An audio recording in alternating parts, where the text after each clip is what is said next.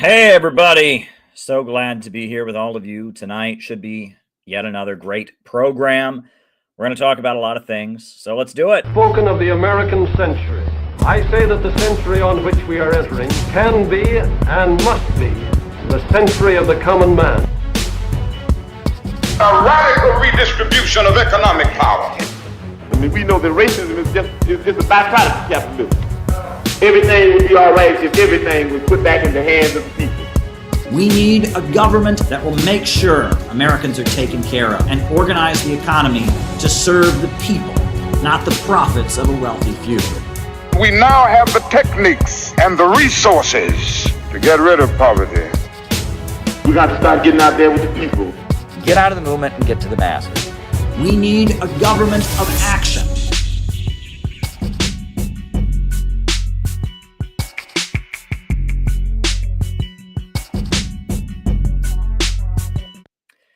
Hey there, everybody. How you doing? Good to see you. Good to be here with all of you tonight. Yet another one of our great late night conversations that we are having.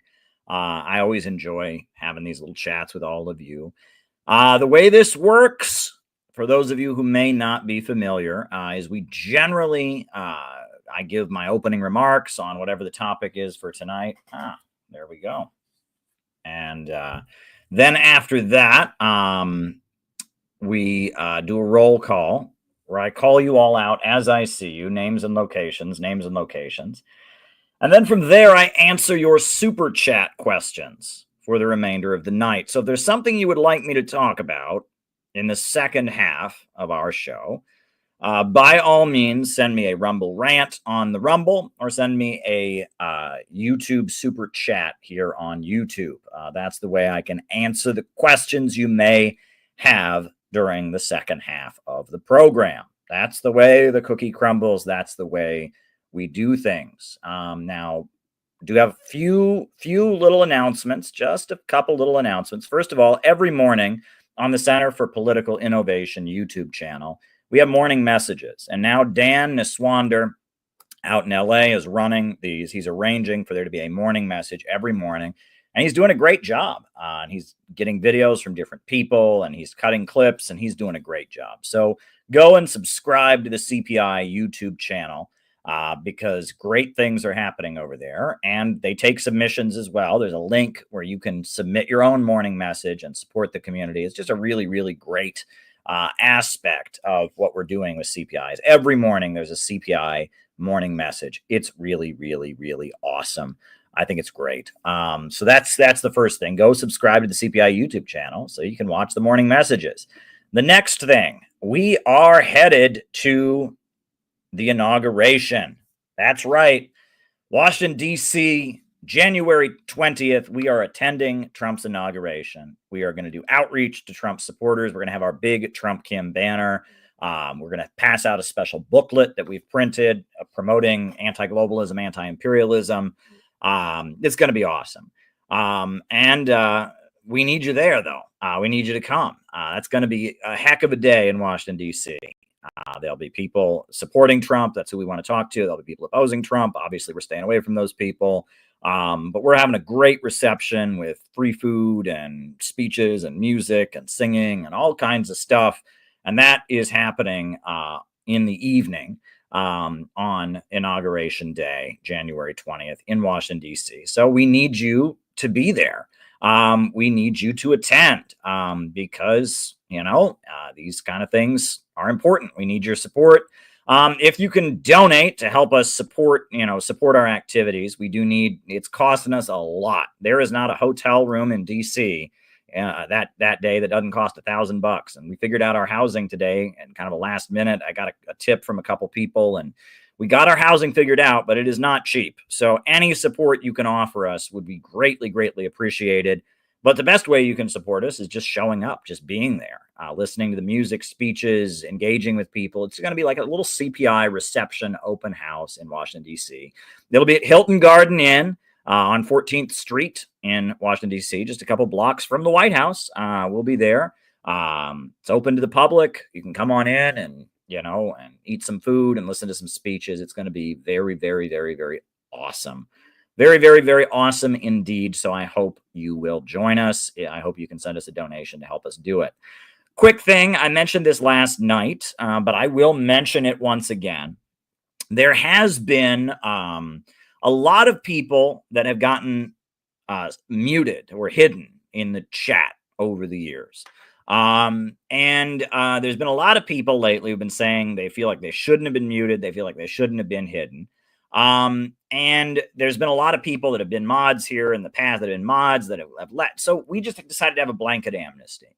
I have unhidden everyone who was previously hidden in the chat of these live streams. Everyone's back. So obviously we do have a number of mods, and if people come in and start making trouble again, we'll hide you again. But we basically had a blanket amnesty in the chat of these live streams because we don't want anyone to be muted, and that audience participation is part of why I do this show, right? I mean, if I just wanted to say stuff, I would film it in front of a camera and upload afterwards. But I'm doing it live because I want to talk to you. I want to engage with you all, answer your questions. I'm looking at the chat as it comes in on Rumble and on YouTube. I'm paying attention. You all are very, very important. You're an essential part of what we do here. So because of that, we very much want you there. So we have unhidden every account on YouTube that was banned. And it was a lot. I mean, there's like hundreds of them, but it's been lifted. I unhid every account. Now, if you come in and you make trouble again, obviously the mods will take care of you. You know, we got a good group of mods that keep this channel going. We've faced a lot of weird trolling and stuff, and we nip it in the bud. But we're giving everybody who's been hidden a second chance, basically, because, you know, it appears a lot of people have been wrongfully hidden, and we want everyone to participate. So, you know, welcome back, everybody. You know, I'll be keeping my eye on the chat throughout this stream. So those are the announcements that we've got. I'll talk about that in the stream. But anyway, so yeah, first opening remarks, whatever it is I'm going to talk about tonight. Tonight, the theme is Trump versus the FBI. Then after that, we'll do the roll call where I call you all out as I see you, names and locations. And then the rest of the show is just me answering your questions. So if there's something you would like me to talk about in the second half of our show, by all means, send me a Rumble rant on Rumble or a super chat on YouTube. That is the way I know what to talk about in the second half of the program. So on that note, I am going to jump right into it. The theme tonight is Trump versus the FBI. And there's a lot that could be said, but I'll start out by telling you all where I'm headed tomorrow. I'm headed to Florida. And why am I going to Florida? Well, I was there in September when the trial of the Uhuru 3, Omali Yeshitela, Penny Hess, and Jesse Neville began. And why were the Uhuru 3 on trial? Because their homes were raided 2 years ago by the FBI in St. Louis, Missouri, and St. Petersburg, Florida. Their homes were raided, and since then, they've been charged with being Russian agents. And it was all ridiculous. But the FBI went after them. And they had a trial where they charged them with being unregistered foreign lobbyists for Russia, unregistered foreign agents of the Russian government. And the jury heard the evidence and determined that they were not guilty. They were innocent. It found them not guilty on the charge of being foreign agents. However, it did find them guilty of conspiracy to defraud the United States. Now, how does that work? Well, basically, at a trial in which almost every person who testified was an FBI agent,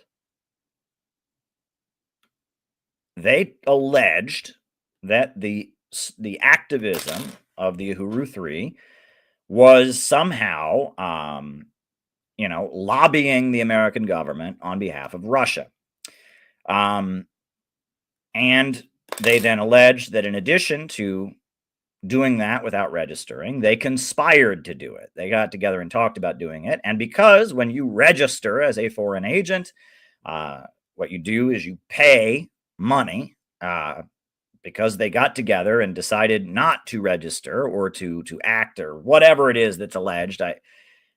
Because they didn't do that, they didn't give the American government money. So they defrauded the United States of the money they would have paid when they registered to be foreign agents. Now, the whole thing is absolutely ridiculous. Now, they were found not guilty of being Russian agents after FBI agent testified against them. The jury went and came back with a verdict of not guilty and did not buy the argument that their activism among Black people in St. Petersburg, Florida, and St. Louis, Missouri, they didn't buy the argument that constituted acting as a foreign agent. However, they did convict them of conspiracy to defraud the United States. And the allegation in that charge was that they defrauded the United States by not registering as foreign agents. Well, here's the thing. If what they did was not acting as a foreign agent, conspiring to do it was also not acting as a foreign agent. So it is an inconsistent verdict, which they expect will be overturned on appeal. However, they are headed to federal court on Monday to be sentenced for conspiracy to defraud the United States. And they could get up to 5 years in prison and a $250,000 fine for conspiring to defraud the United States. This is a very, very serious situation. Now, there's a lot of hope that they will not be sent to prison, that they will receive probation, they'll receive a fine, that they won't be sent to prison. And that's certainly what I'm hoping. But we will see. We will see. And I will be in the federal courthouse in Tampa, Florida. I'll be there to support them. And I will be at the rally in St. Petersburg, Florida, the day before to support them. And I will be at the rally afterwards.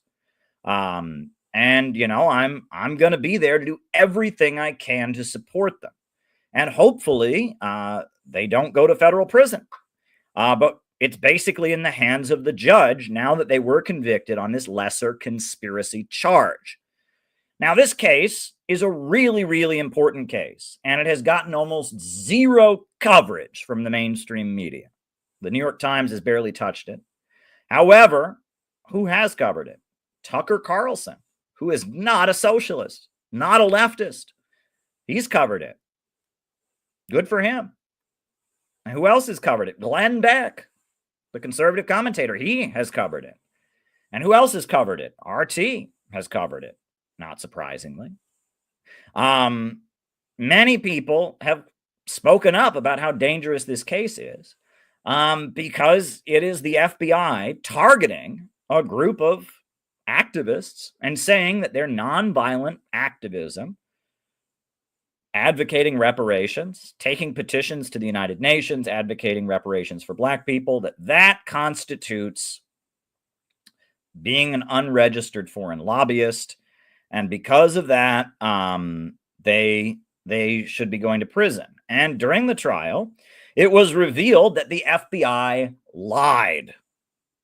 The FBI's indictment accused them of all kinds of things that they didn't do. And agent after agent was on the stand, FBI agents, and they read to them from the indictment. It says in the indictment that they did blah, blah, blah, blah, blah. Is that true? No. And the FBI basically admitted in open court under oath that all kinds of things that they'd accused the Uhuru movement of doing weren't true. That the indictment against them that was used to bring the trial, there never would have been a trial if there hadn't been a convincing indictment. That trial would never have taken place if they had told the truth. If they had told the truth, right? So the FBI lied in order to get this trial to even happen.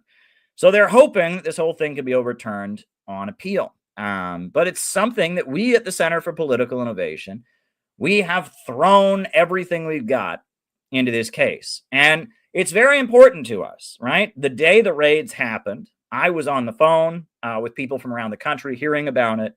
And we immediately invited them to come to our conference that we had in Chicago to support them. We immediately invited them. And then I was blackmailed by a certain person who had private information about me, intended to embarrass me. And I called him on the phone and I said, look, dude, have I hurt you in some way? Like, why are you threatening to put a bunch of private stuff that's nobody's business all over the internet? And he said to me on the phone, this is a fact. He said to me on the phone, you're going to cancel the conference, right? And I said, no, we're not going to cancel the conference. He said, but you're going to cancel the conference. You should probably cancel the conference. I was basically blackmailed and told, don't have this event and don't give the stage to the Uhuru movement. So this case is, I decided after I saw the FBI raiding the homes of black activists and alleging that their statements about Russia were illegal and all that, I did what I know is the right thing to do, which is to support their right to free speech, their right to organize. I know if they come for them, they could very easily come for me and a lot of other people I respect. And in response to that, I was basically threatened with some very nasty things that were done to me in CPI immediately afterwards. And it's interesting because there were people that were at that conference who are familiar with how the FBI operates. And they said, we knew exactly what that was, Caleb. We knew exactly what that was. The FBI is not a nice group of people. Okay. I mean, I'm sure there's good people in the FBI who, signed up because they want to fight drug traffickers and, child rapists and pedophiles and human traffickers. And I'm sure there are people in the FBI that have very good intentions, but the FBI is quite a nasty, nasty organization. And the fact that they railroaded the Uhuru 3 into federal court and they still might go to prison. The fact that I was blackmailed just because I dared to support them, right? I mean, if you look at the Uhuru verdict, it's very apparent that the only reason that they were even convicted on this lesser charge of conspiracy, which doesn't make sense if what they did was not illegal, conspiring to do it is de facto not illegal. The only reason they were convicted is because they were afraid.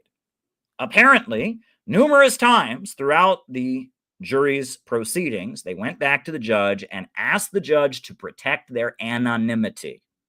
There were multiple times where the lawyers were called back into the courtroom and the jury got up and said, we really don't want our names out there. We really don't want anyone to know who we are. What was that about? Oh, and the only black juror, the only black person on the jury just didn't show up the last day. What was going on there? Well, it looks to me like when every single witness, except for 2 college professors, is an FBI agent, and they're up on the stand being humiliated and exposed as being liars, and it's clear that the FBI spent millions of dollars to try and throw these black activists in jail, and they don't have a case, it appears the jurors were very afraid. They were very afraid that the FBI would retaliate against them. And so they figured, okay, how can we not have the FBI go after us? And in the face of FBI intimidation, the jurors, they said, okay, well, we'll convict him of the smaller charge, and then maybe the FBI will leave us alone. That's what it looks like to me. The jury was intimidated and scared to go against the FBI. That's what blatantly looked. The fact that the only black person on the jury didn't even show up the last day, and they thought, oh shit, how do I get out of this one? They're obviously innocent, and the FBI will kill me. The FBI will destroy my life. The FBI will target me if I vote against them. The FBI is a nasty, nasty group of people. All right. They fight dirty if there ever was a group of people that fought dirty. And my hope is that, in a court of appeal, this whole conviction will be overturned. But that shows you what the FBI is like, right? Back in the day, in the South, if a black person was accused of a crime, the jurors might find a burning cross in their yard or something, and be told, oh, you better convict this black person or else you might get a visit from the Ku Klux Klan. That's basically the situation we're in, except instead of the Ku Klux Klan, it's the FBI.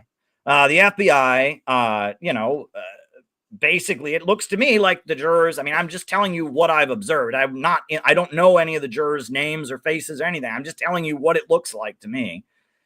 It looks to me like the FBI was intimidating the jury, and the jury was afraid to rule against the FBI.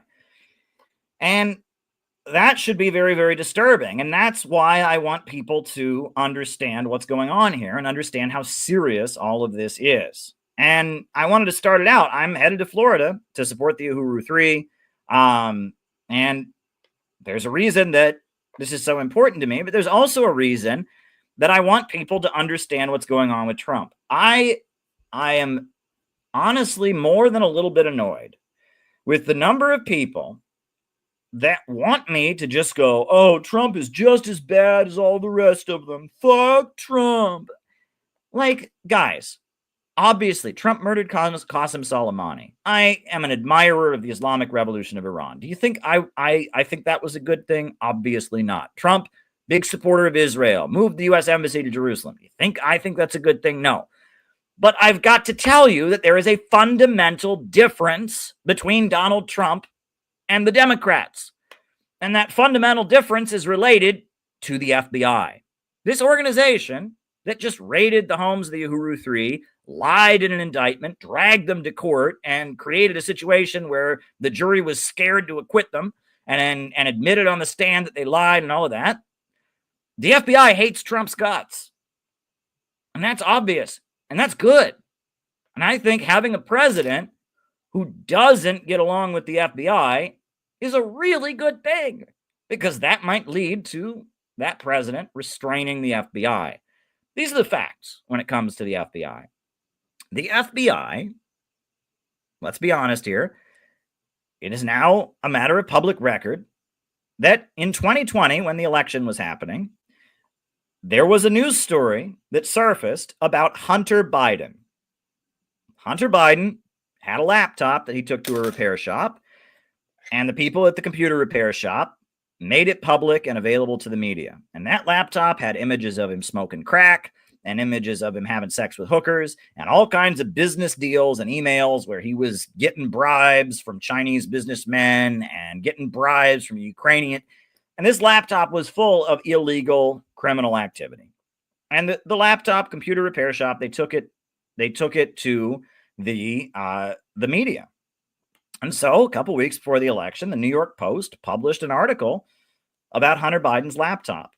Well, the FBI went to Facebook. This is now documented. This is not speculation. This is not a conspiracy. The FBI went to Facebook and said, don't let anyone share this story. And you couldn't post the story. You couldn't share it in a private message. Anything related to the Hunter Biden laptop scandal was banned from Facebook. And Twitter did the same thing. And Twitter suppressed the story as well. The FBI decided you can't talk about Hunter Biden's laptop. Not allowed to talk about it. Well, we now find out that Hunter Biden's laptop was 100% real. It wasn't fake. And they said, well, it's Russian propaganda. And so Facebook, you've got to ban this story. Twitter, you've got to ban this story. It wasn't Russian propaganda. It was true. Just like they lied at the Uhuru trial, they lied about Hunter Biden's laptop. And they did it in order to make sure that Donald Trump lost the election. And polling data shows that if the American voters had been told about what was on Hunter Biden's laptop, they would have voted for Trump. They would not have voted for Biden. But the FBI decided that they were above the law and that they would decide what the American people got to hear. And the FBI suppressed news stories that were critical of Joe Biden and Hunter Biden in order to help defeat Donald Trump. That is a fact. These are facts. This is true. And the Twitter files, when Elon Musk purchased Twitter and made it X, he revealed all kinds of emails. Again, this is not a conspiracy theory. It's been read into the congressional record. All kinds of emails revealing how the FBI and Twitter conspired to make sure that the news items that Americans saw were sympathetic to Biden and hostile to Trump. The FBI did not like Trump, and they wanted Trump to lose the elections in 2020, and they succeeded in doing that. There was not Russian meddling in our elections. There was FBI meddling in our elections. The FBI interfered in the U.S. elections because they didn't like Donald Trump. Now, take a look at that. And now Donald Trump is coming back into office. He won the election this time. And he has appointed Kash Patel, a libertarian, to be his new FBI director. Now, Kash Patel, right? Kash Patel is on record criticizing the FBI and saying that the way the FBI treats Americans is wrong, that he is going to make sure the FBI follows the law. Kash Patel is an outspoken critic of the FBI, big supporter of Israel, libertarian conservative, but he's anti-FBI, and he doesn't like the way the FBI has been going after cryptocurrency people. He doesn't like the way the FBI has been engaged in politicized prosecutions, etc.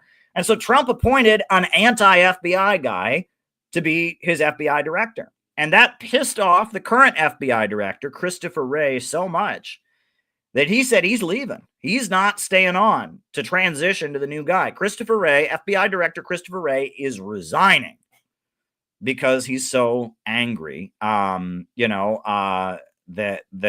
Trump would dare appoint Kash Patel the head of the FBI. Why shouldn't we be happy about that?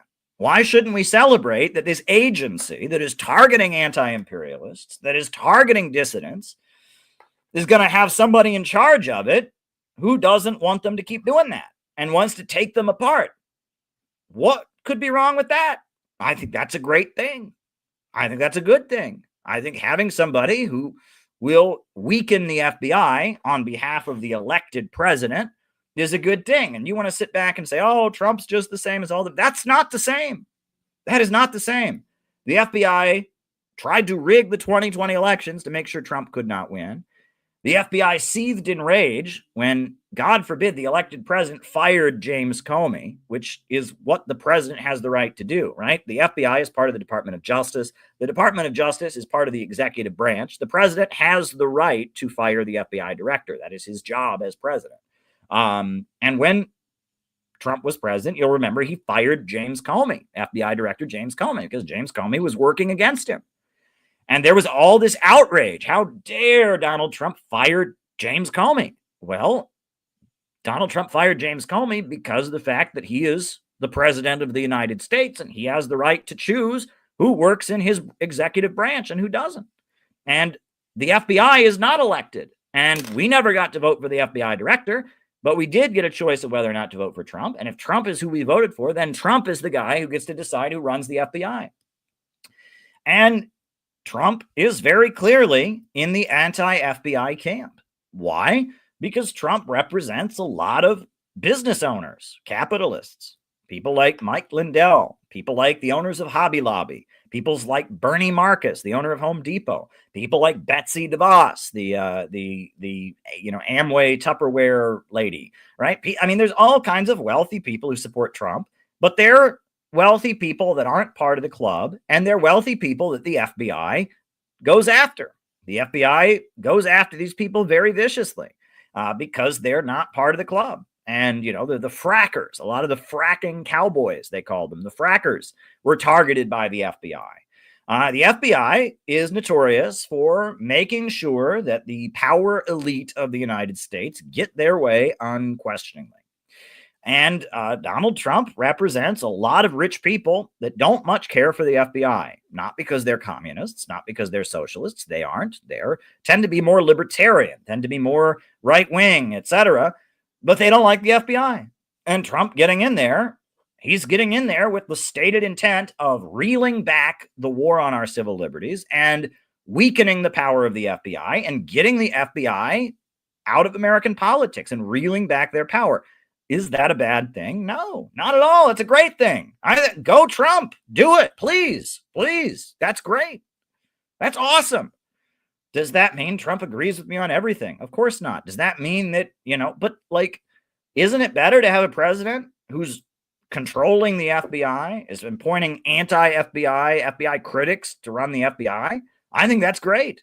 I hope that Kash Patel gets in there, and I hope that he exposes all kinds of criminal FBI activities. I hope Kash Patel gets in there and just rips the FBI to pieces and reels back their power. That's what I hope happens. And I think Trump appointing Kash Patel to run the FBI is a really, really good thing. Furthermore, Trump has appointed Tulsi Gabbard as his director of national intelligence. Now, the FBI is considered an intelligence agency because they're a law enforcement agency, but they deal with intelligence matters. They go after spies, etc. And, you know, the director of national intelligence is in charge of all the intelligence agencies, the FBI, the CIA, the NSA, the U.S. Army intelligence, U.S. Navy intelligence, U.S. Coast Guard intelligence. There's 18 different intelligence agencies in the United States. Put your mind around that. There are 18 different spy agencies in America, right? I can't even name them all, right? You got, you know, the Secret Service that protects the president. You've got the National Security Agency. You've got the Department of Homeland Security. I mean, there's so many different intelligence agencies. Well, Tulsi Gabbard is in charge of all of them. And she is also a critic of regime change wars and a critic of the FBI, who has criticized the FBI for how they're violating American civil liberties. This is a good thing to have a president who has a bone to pick with the FBI. That's a great thing. That's a great thing. And again, is it going to lead to, you know, some total revolution where all of society completely changes? No, but it makes us a lot safer in advocating anti-imperialism. In case you didn't notice, under Joe Biden's watch, the FBI said it was basically illegal to advocate anti-imperialism. That's what was happening under Joe Biden's watch. Furthermore, under Joe Biden's watch, the FBI was harassing pro-Palestine protesters. Did you see that? When the pro-Palestine protests started across America, FBI agents started going to the homes of people that were involved, accusing them of getting money from Hamas, trying to intimidate Arab Americans. That was Joe Biden's FBI that did that.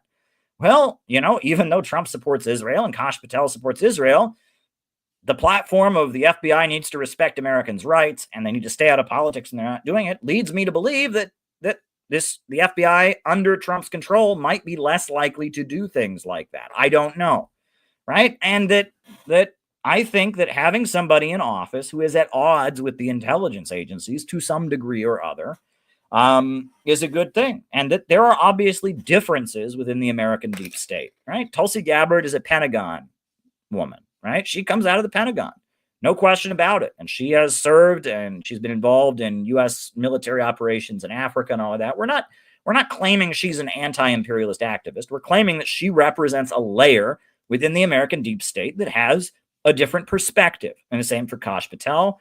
Matt Gaetz, originally he was going to be Trump's attorney general. Now he's going to be the special counsel. Donald Trump is going to appoint Matt Gaetz to investigate the FBI. And there's going to be a special counsel investigation of the FBI by Congressman Matt Gaetz of Florida. That is awesome, right? Trump, I mean, again, can we not be happy about this? But can you not see why Trump taking office is a really important moment? This is a really, really important moment. Trump is at odds with the FBI. He feels that the FBI rigged the elections against him last time, which they did. He doesn't like the FBI going after our civil liberties. He's friends with Tucker Carlson. Tucker Carlson, who interviewed Russian President Putin, who just recently interviewed the Russian foreign minister, Sergei Lavrov. We are in a better position with Trump in the White House. We're not in a perfect position, and there's plenty of things that could go wrong, and it's going to be a fight. But we're in the game all of a sudden. We're not completely on the outside and on the defensive. We have the opportunity to be in the conversation. This is a really, really important moment. And if we just sit outside and go, oh, they're all bad, I mean, we're missing the boat here, right? Trump is at odds with the FBI. Now, I'm going to talk about the history of the FBI a little bit because it's worth going over. A lot of people believe that the FBI are the federal police. They are not, right? They are not the federal police, okay? So many people, the way they see it is they say, look, you know, New York City, you've got the local cops, the NYPD, right? And, you know, Galveston, Texas, you got the Galveston police, they're the local police. And then you have the state troopers, they're the state police. And then you have the FBI, they're the federal police. That's wrong. That is not the case. The federal police are called the U.S. Marshals. That's what they're called. And they're federal police officers, U.S. Marshals. They wear, you know, stars, and they've been around since, you know, the country was started. They've had federal marshals, U.S. Marshals. That's always existed, right? The federal police are under what's called the U.S. Department of Justice, the DOJ. And the head of the Department of Justice is the U.S. Attorney General. And the U.S. Attorney General is appointed by the president. And, you know, the way it's always explained is that the legislature writes the law, the Supreme Court interprets the law, and the president or the executive branch enforces the law. And so that's why the president is the head of the Department of Justice. And the Department of Justice, their job is to enforce the law, right? The president's job is to enforce the law. The legislature writes the law. The Supreme Court interprets the law. And the Department of Justice, headed by the Attorney General, has always had U.S. Marshals who, if somebody's charged with breaking federal laws, goes and arrests them. The FBI was not formed until the 1920s, and it was formed because of the fact that the Bolshevik Revolution of 1917 happened. All right, in 1917, World War I was going on, and in Russia, the Bolsheviks, the Communist Party, took power, and they created the Soviet Union. And in the United States, there was a wave of panic. It was called the First Red Scare that happened. And the Attorney General was Mitchell Palmer. And Mitchell Palmer, who was the Woodrow Wilson Attorney General, he launched what were called the Palmer Raids, where thousands of people were deported from the country for being communists, right? And they rounded up thousands of people in the middle of the night and deported them from the United States for being communists. And there was a huge crackdown on communism. During that time, right after World War I ended, like 1918, 1919, there were a series of bombings in Washington, D.C. There was an anarchist who was inspired by the Russian Revolution, who was going around Washington, D.C., blowing up the homes of congressmen. Why was he doing that? Well, he was a left adventurist, right? I guess he thought that would inspire revolution or something, or maybe it was an inside job. I don't know why it happened. We don't really know, but some anarchist, some mentally ill, crazy guy who had communist or anarchist beliefs was going around Washington, D.C., blowing up the homes of congressmen. Congressmen were all very, very afraid of this happening. They did not want their homes to be blown up. That's pretty understandable. And so they were thinking about, what do we do to fight communism? Well, there was this guy who was very strange, who worked at the U.S. Library of Congress. He was a librarian in Washington, D.C., who lived with his mother and was gay. And he was gay in the closet. And he lived with his mother, and his name was J. Edgar Hoover. And J. Edgar Hoover was a librarian who had a lot of time on his hands. And so he started giving lectures to members of Congress about the evils of the FBI. And people were about the evils of communism. People were very afraid of communism, and members of Congress were afraid of having their homes blown up. So they all started going to listen to J. Edgar Hoover. And he would give these very well put together lectures about what communism was, why to be afraid of communism, communist beliefs, etc. And he was very charismatic. He was a quite charismatic guy. He'd done his research. He had a lot of time in the library to read all up about communism. He knew all about communism and how bad communism was and how to scare everybody about communism. And so Mitchell Palmer created a special wing of the Department of Justice for J. Edgar Hoover. And it was called the BOI, the Bureau of Investigation. And J. Edgar Hoover was given his own wing of the Department of Justice, and it basically existed to protect the country from communism. And one of the first things he did was arrange for the anarchist writer Emma Goldman. You ever hear of Emma Goldman? Very popular in anarchist circles, kind of a feminist, birth control activist. Emma Goldman. Emma Goldman was deported from the country because of J. Edgar Hoover. And, J. Edgar Hoover was this, guy who led the Palmer, Mitchell Palmer's Department of Justice going after communists. Well, the FBI was political. Going after communists is very, very, very political. And the FBI was like the political wing of the Department of Justice. And it had a special training for FBI agents that they would get trained in certain ways, and they had a certain set of beliefs that they believed in and that they stood for. And they did weird things. One thing that they did was when there was going to be the first heavyweight champion of the world was going to be a black man. The first time a black man, I think it was Jack Johnson, was going to be the first heavyweight champion of the world in boxing.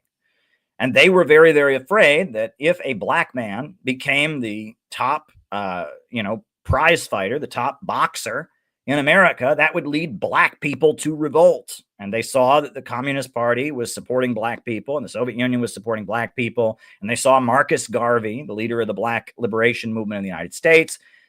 And so because of that, one of the FBI's earliest operations was to go and try and bribe Jack Johnson to lose the fight and not become heavyweight champion of the world because of the fact that he might inspire black people to revolt if they saw that a black guy could win the boxing championship. I mean, that's really, really stupid. And they did a lot of very, very, very stupid things like that. But they went after communists and leftists. They went after Marcus Garvey and the Black Liberation Movement. And they went after a lot of different people. Then, during the 1930s, what happened? There was a Great Depression in the United States, and the U.S. government was quite unpopular, and there were bank robbers throughout the United States who were very popular. Many people really, really loved bank robbers. Machine Gun Kelly was a very famous bank robber. Pretty Boy Floyd was another very famous bank robber. People in America were angry at banks, and there were people who robbed banks, and they would make up stories and legends about these bank robbers, that these bank robbers were Robin Hoods and they were giving money to help the hungry and stuff. And there's really no evidence they were doing that. It was just they were criminals and people didn't like the government and they didn't like the banks and they were poor. And so one of the main things the FBI started doing is going after these bank robbers in a propaganda way. They did not like the fact that people were romanticizing these bank robbers. And so they targeted them in a propagandistic way. They made radio programs where J. Edgar Hoover was the hero going after the bank robbers. And they made propaganda about the heroic FBI going after the bank robbers. They actually had comic books that they distributed. The FBI, with federal government money, there were comic books going out about the FBI going after bank robbers. I mean, it was absolutely insane. And it was clearly the FBI was not just a regular law enforcement agency. It had a political purpose. Okay. The FBI served a political purpose.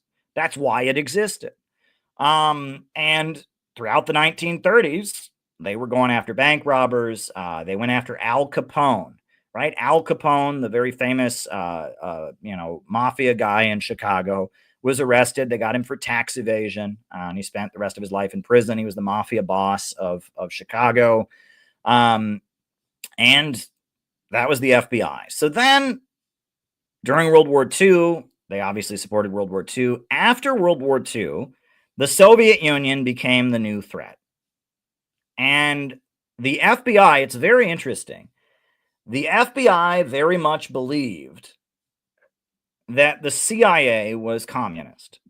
And the FBI and the CIA went at war with each other. J. Edgar Hoover aligned himself with Joe McCarthy, and the CIA was aligning with liberals and was against McCarthyism. And there was like a mini fight where the FBI was supporting Joe McCarthy and the CIA was opposing him. And you can read that whole thing. It was very interesting, right? And the FBI, thought that Israel was communist for a while, and they were investigating Israel's ties to communism. And they were doing very weird things. But fast forward, after Joe McCarthy drank himself to death, back in the 1950s, they launched a program called Cointelpro.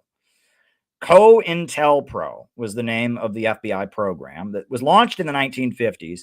And it was to target the Communist Party. Right? The Communist Party had been outlawed in 1948. The U.S., federal government prosecuted the leaders of the Communist Party, threw them in prison.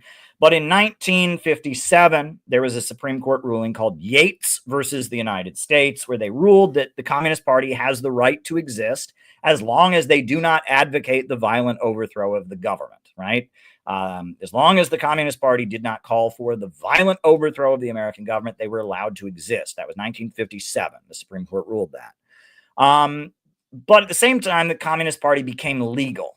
The FBI was targeting them. And I would really recommend that people go and read a book called The Cointelpro Papers by Ward Churchill and Jim Vanderwall. I've been critical of Ward Churchill for his position on Nicaragua and other things in the past, but his book, The Cointelpro Papers, which is just an expose of all the publicly released documents about Cointelpro, is very amazing to read. You look at the details of it, it shows you how ridiculous and crazy the FBI was. For example, there was one case in New York City where there was a guy who was a dock worker who was a member of the Communist Party. And he was a very effective organizer. And the FBI was watching the Communist Party. And they thought, you know, this guy's a very effective organizer. So they framed him for stealing money from the Communist Party. I kid you not. Read the documents. They stole money from the Communist Party. And they framed it so it would look like he was stealing the money. And they got him expelled from the Communist Party. And he committed suicide. I mean, unbelievable, right? Unbelievable. This man, believed in communism, was a true believer in communism, was a dock worker, was organizing, and he was too good at it. So the FBI, what did they do? They decided to frame him and make the other Communist Party people think he was stealing money, get him expelled from the Communist Party, and then at that point he killed himself. That's a really nasty, awful thing to do. I actually want to show you this book that I've quoted many times. Right? I read this book years ago, and I learned a lot from it. And this is called Black Radical by Nelson Peary. And Nelson Peary was an African-American leader of the Communist Party of the United States during the 1950s. And he describes how, during the 1950s, the FBI basically invented identity politics in order to hurt the Communist Party. And he describes how they recruited a number of black members of the Communist Party to be informants. And they had those members accuse all the effective white activists in the Communist Party of being racist. And during the 1950s, the Communist Party kicked out all kinds of people for being allegedly racist. And they kicked out all kinds of, the white people were being kicked out for allegedly being racist. And the black people were being kicked out for being black nationalists. And that the FBI used a network of informants inside the Communist Party to accuse people of being racist and get them kicked out of the party. It was nuts. And like Howard Fast, I always quote Howard Fast. He was almost expelled from the Communist Party because he used the word boy to describe an African-American child. And they said that was racist. And he was almost expelled from the party because he did that. And they had this weird, accuse people of racism campaign that they waged. And if you were a black activist and they didn't like you and you didn't agree to become an informant, they accused you of being a black nationalist and they kicked you out. And if you were a white activist and you believed in what the Communist Party was doing too much, then they would accuse you of being a racist somehow and they would kick you out. And with a network of black informants, they controlled the Communist Party and weakened it. And it's fascinating. The head FBI informant in the Communist Party during the 1950s was a guy named Morris Childs. And Morris Childs was eventually given the Presidential Medal of Freedom by Ronald Reagan, because he was on the national board of the Communist Party and he was the director of their entire informant network. In the first chapter of my book, Out of the Movement to the Masses, I quote all of this. People do need to know this. You are absolutely right, Connor. People do need to know this. Morris Childs was an FBI informant who was overseeing the Communist Party and making sure it didn't grow, etc. This guy, Morris Childs, was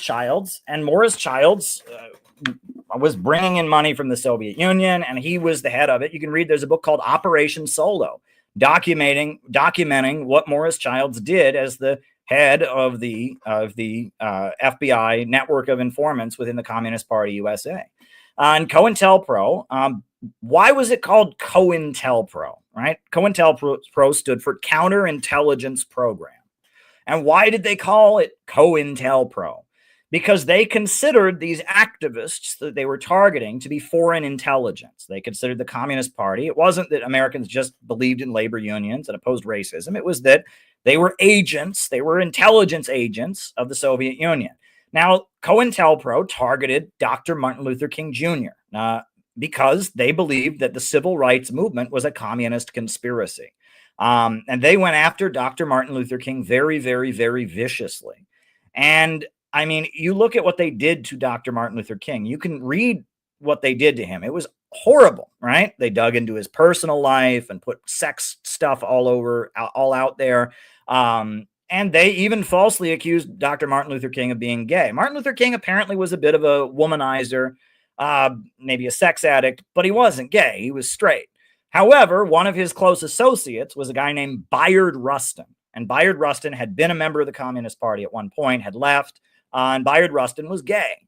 And the FBI had a hidden camera in a hotel room where Dr. Martin Luther King sat in the bathtub and was talking to Bayard Rustin, who was sitting on the toilet and talking to him. And they took that photograph and they sent it to Newsweek magazine to say that Dr. Martin Luther King was gay. Look, this known gay man, Bayard Rustin, was in a hotel room in the bathroom and, you know, with Dr. Martin Luther King. He must be gay. Look, he's naked in the bathtub. And they sent this to Dr. Martin Luther King, and they said, we're going to give this to Newsweek magazine.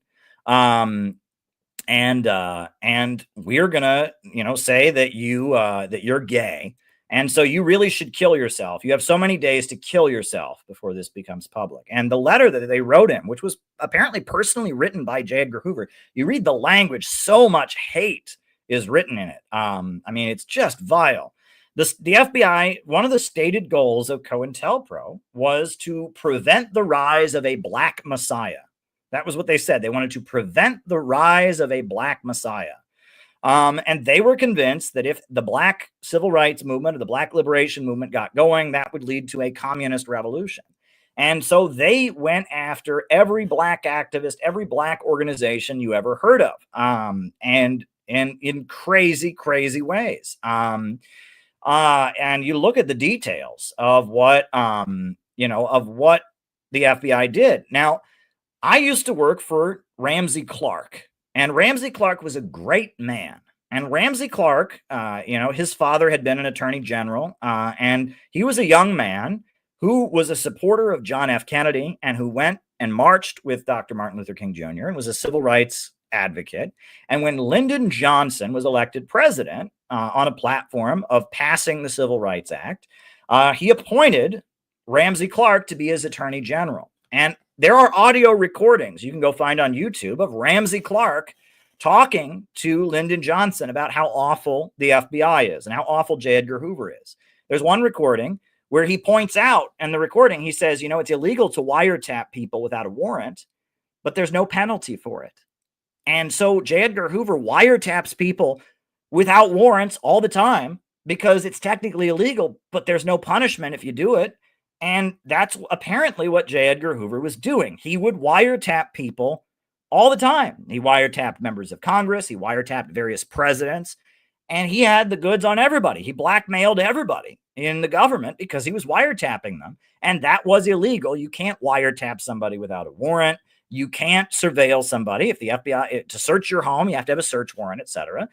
And J. Edgar Hoover just routinely broke that because there was no punishment if you violated the law. There was no punishment for violating it. So J. Edgar Hoover was targeting all kinds of people. And my old boss, Ramsey Clark, who I worked with at the International Action Center, he went out of his way to try and rein in the FBI and stop them.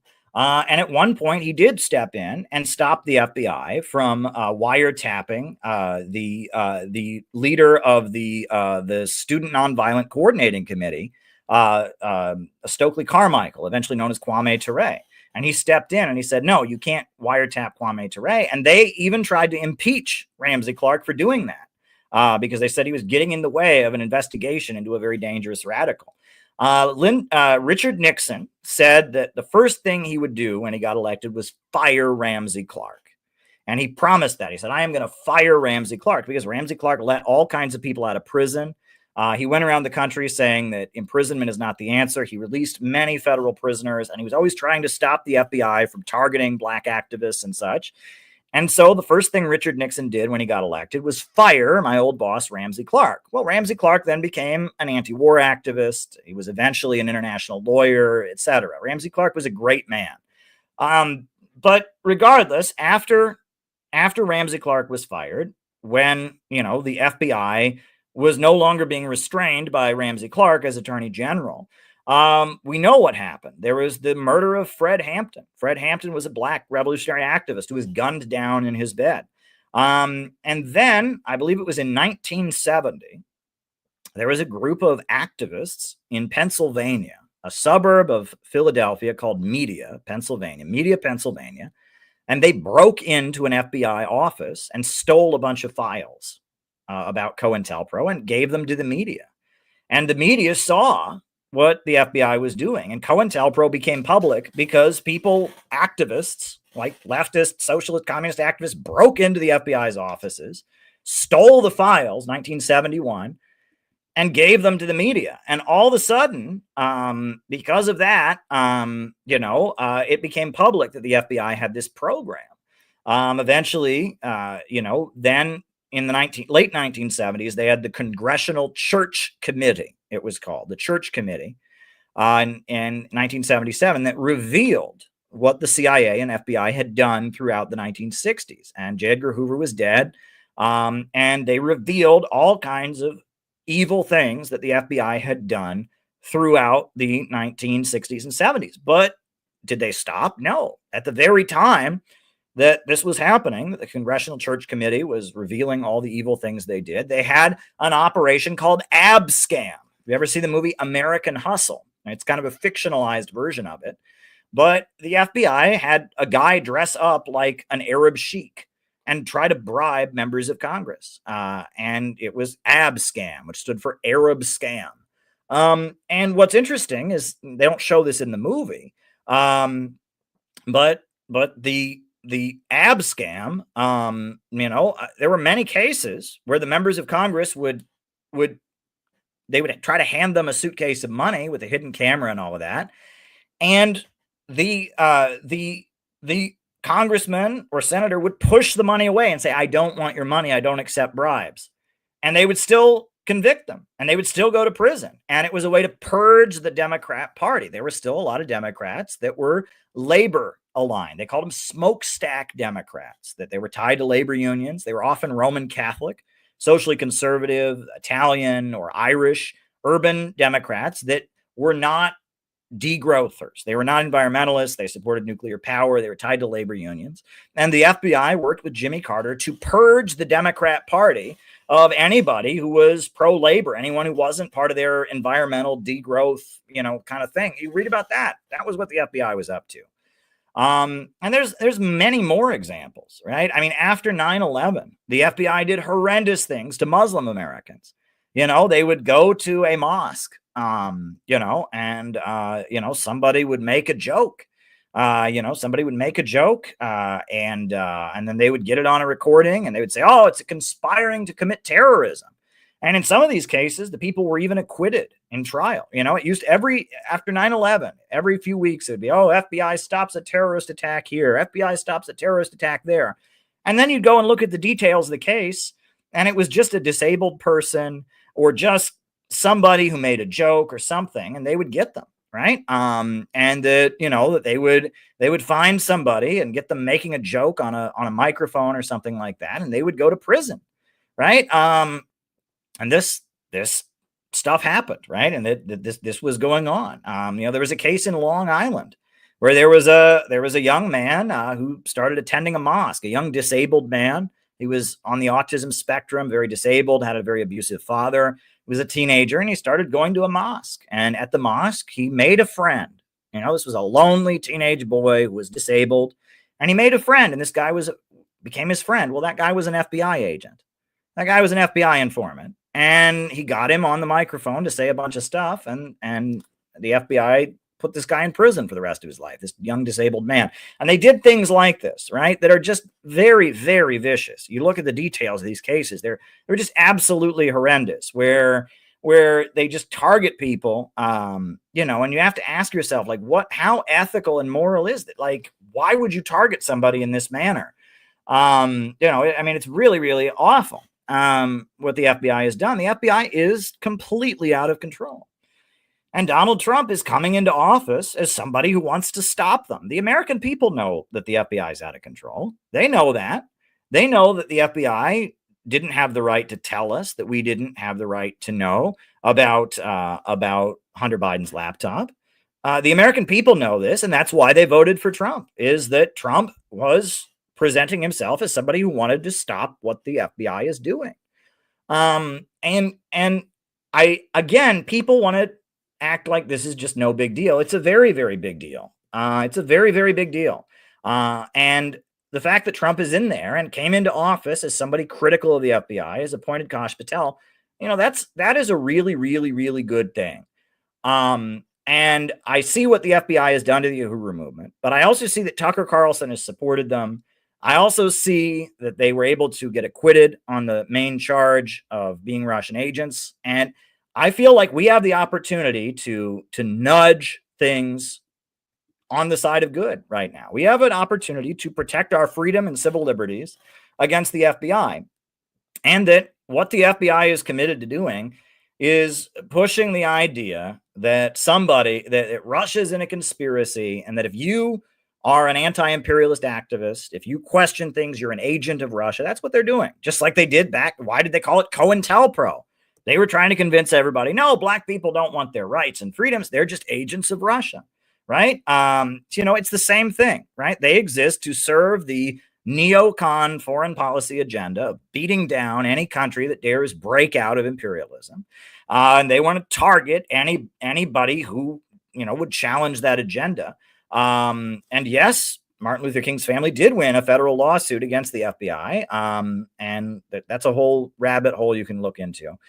But I just wanted to share with you all of this information, why I'm going to Florida to support the Uhuru movement, why I'm happy about Trump getting into office, hoping that he can stop the FBI. I'm sharing all of this with you guys because I want you to understand that right now we're in a really, really important spot where we can make a big difference. We can make a very, very, very big difference if we intervene right now. It seems that public opinion is on our side. It seems like a lot of people in this country don't like the FBI, don't like the imperialists and their regime change wars and their attacks on our freedoms. And that if we can become the voice of people that are standing against FBI repression, in favor of free speech, etc., if we can become the voice of people that are standing against the wars, we can start the construction of an anti-monopoly coalition. We can do good things. So I would like to encourage people to support our efforts as the Center for Political Innovation, because we have an important role to play. Now, on that note, I am going to put on John McCarthy's speech about the Uhuru case from our CPI convention, because, you know, I think he does a really good job of explaining what the case is about and why it's important, and stuff like that. And then from there, we'll do the roll call and I'll answer your questions. So here we go.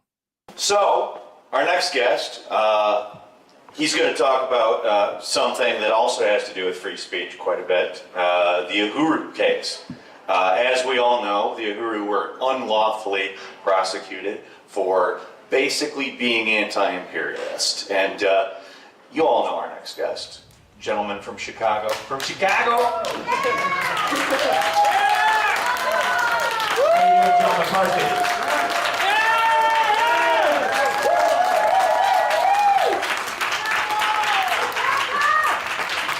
Okay, a couple of months ago, the African People's Socialist Party issued a new book. Except it's not really a new book. They reissued it. This is the testimony from the First World Tribunal on reparations for African people in America. And this took place in 1982, and there are a lot of very convincing arguments in here, documents and testimony. about how the United States government is committing genocide and about how reparations are deserved, right? But it doesn't matter whether these arguments convince you or not. What matters is that the Chairman Omali Yeshitela and the African People's Socialist Party are convinced. And since 1982, the chairman has been traveling all over the United States and all over the world, making this case to anyone who will listen, and even to people who would rather not listen, right? But Joe Biden has some very smart detectives working for him, and he figured out that all of this is actually a big Russian conspiracy to sow dissent in the United States. And the ringleader, they found out, is this gentleman here, Alexander Ionov. And his birthday is actually in a few days. He was born December 12th. December 12th, 1989. Now, if you're like me, you spend way too much time on social media. And you probably run into a lot of these vote blue, no matter who people. And they have a new slogan. Their slogan is, Joe Biden deserves more credit. He's not getting the credit that he deserves. He's not! Well, yeah, I hate to admit this because they're really annoying. But they actually have a point. You invented time travel. Because, oh, you're so lying. Because yes, China, they have trains that go faster than airplanes. And Russia, they've developed missiles that can change direction at hypersonic speeds. But Joe Biden, yes, Joe Biden, he has discovered time travel. Now, obviously, they don't believe this nonsense, right? They're not worried about who told Chairman Yeshitela to say this. They're worried about what he's saying. And the specific thing that they mentioned in these indictments is that the African People's Socialist Party and the Uhuru movement wrote articles and released videos where they said that the special military operation in Ukraine is actually a defensive action by Russia, right, against colonialism, and that by standing up and fighting back, Russia is defending not just itself, but the entire global South. They want to make it illegal to say that. That's what this case is all about. That's why it's so urgent, because guess what? That's the message that we're putting out, right? Yeah. And it's absolutely true. Because Russia is winning that war, politically, economically, and militarily, that is giving courage to anti-imperialist nations and movements all around the world to finally stand up. What we see happening right now in Palestine is occurring because they saw Russia winning, and they saw that the imperialists can no longer back up their threats. And we have to give that message to the American people. They don't know it, because just like it's giving courage to nations around the world, if the American people know it, it's going to give them courage to stand up and throw off imperialism. So I'm not going to talk long. I just wanted to say that I feel very grateful for the role that I have been able to play in creating solidarity between the Uhuru movement and the Center for Political Innovation. Because in my 50-something years on this earth, I've been a part of a lot of different campaigns and movements and organizations And they're all a little bit different, but there's some constants. And one constant that has remained is, I hate the FBI.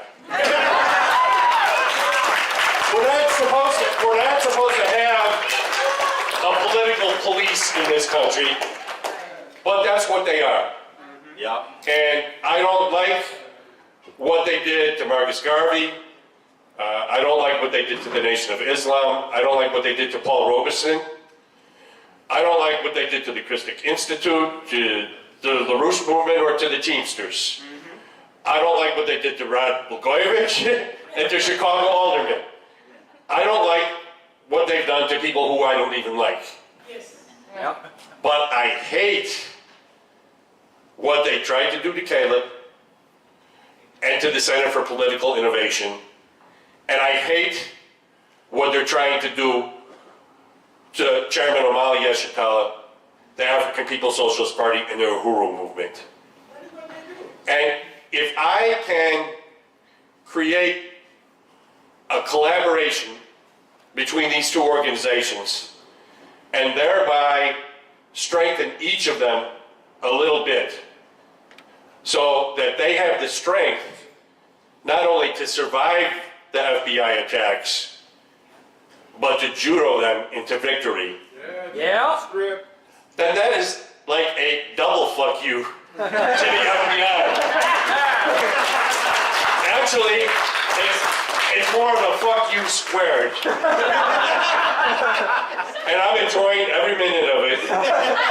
So onward to victory, to a world without colonialism and without imperialism and without the FBI.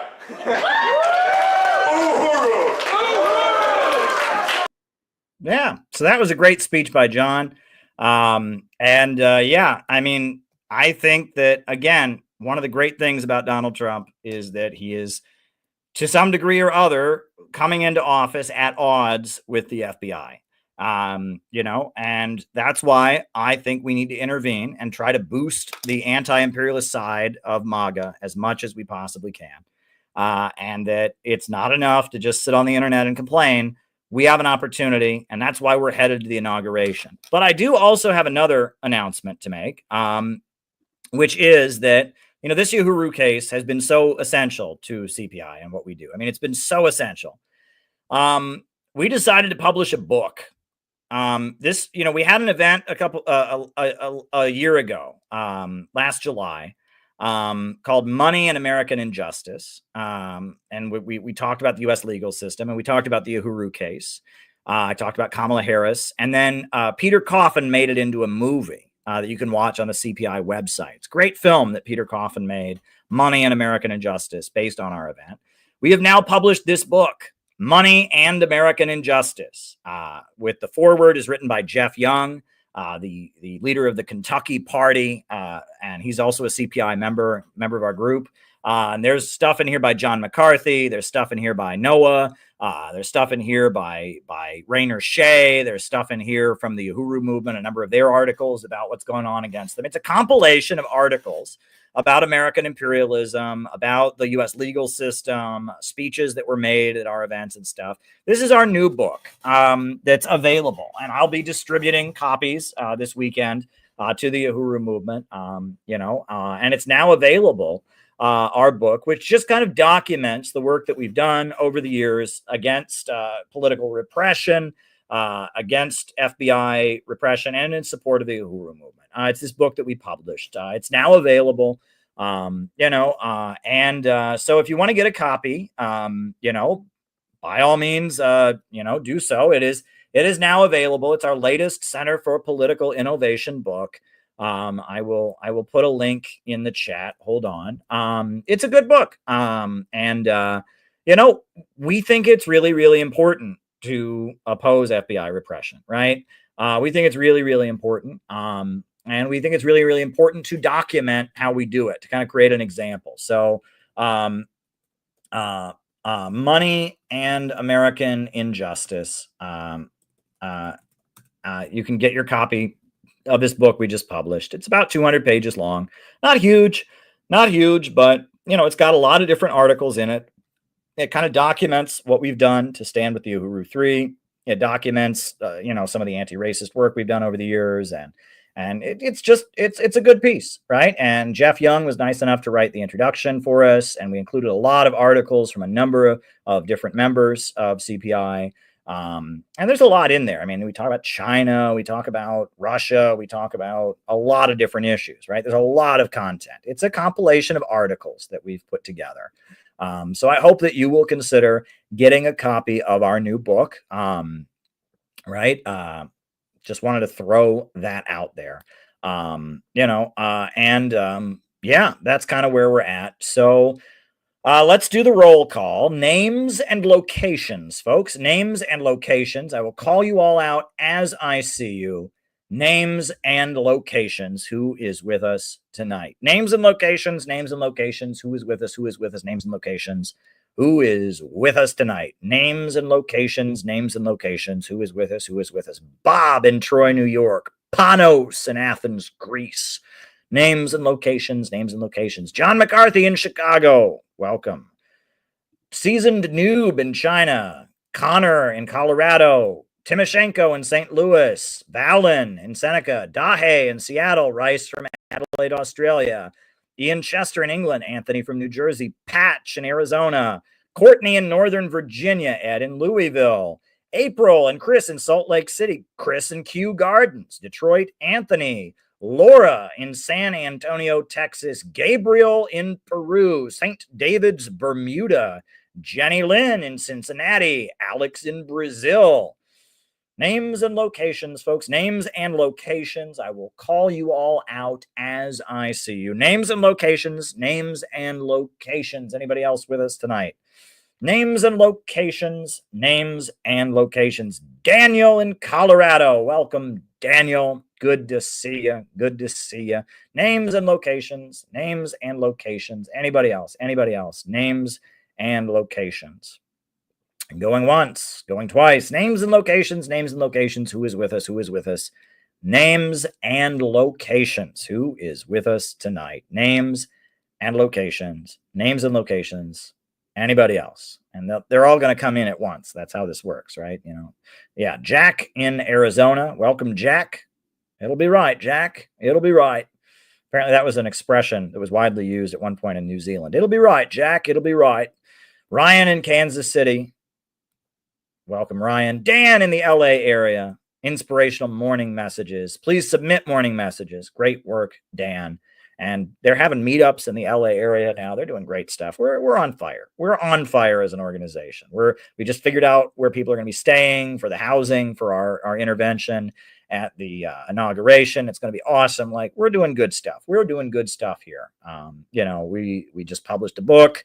I'm headed to Florida. Oh, Philip High is in the house, home from the hospital. Glad to hear it, Phil. And you're always got a place here with us. We are your biggest fans here. Steve in Boston. Mohsen from Iran. Welcome, welcome, welcome, everybody. Names and locations. Names and locations. Names and locations.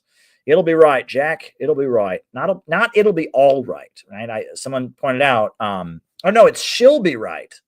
She'll be right, Jack. She'll be right, right? But it's not she'll be all right. It's she'll be right.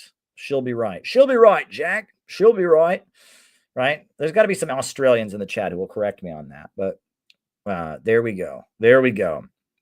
So the second half of the show, as you all know, is me answering your questions. Any questions that you might have, I answer them in the second half of the show.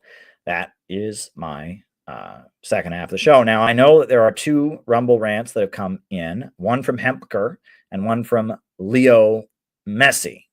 And then we've got two super chats, but one of them is from John, but one of them is just a gift. Crush Satan. I appreciate that, Crush Satan. But anybody who wants to send any more questions, please do so. I got to have something to talk about. So Jacob Hempcar from Wisconsin is with us. She's apples, mate. She's apples. It'll be right, Jack. All right. But anyway,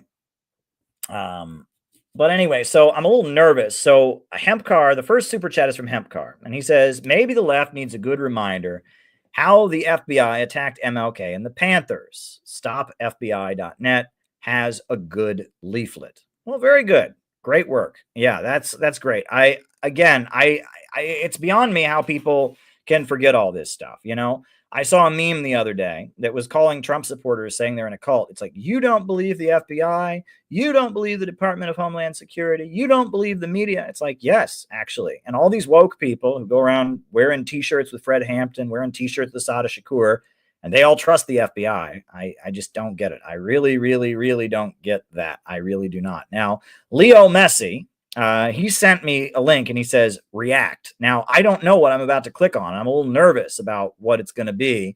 And it's, he wants me to react to a stream called Why Communism is a Failed Religion. And it's 50 minutes long. Well, I'll have to do that another night. That doesn't quite fit in with the timing here, Leo. I would like to react to it. But then again, I almost don't want to, because I am at the point I have no interest in defending communism. I am critical of the FBI. I am critical of U.S. wars. I support the countries around the world that are struggling against imperialism. And I think we need to struggle against imperialism right here. And I think that these same institutions that are fighting Russia and Iran and Venezuela and North Korea are also fighting the American people.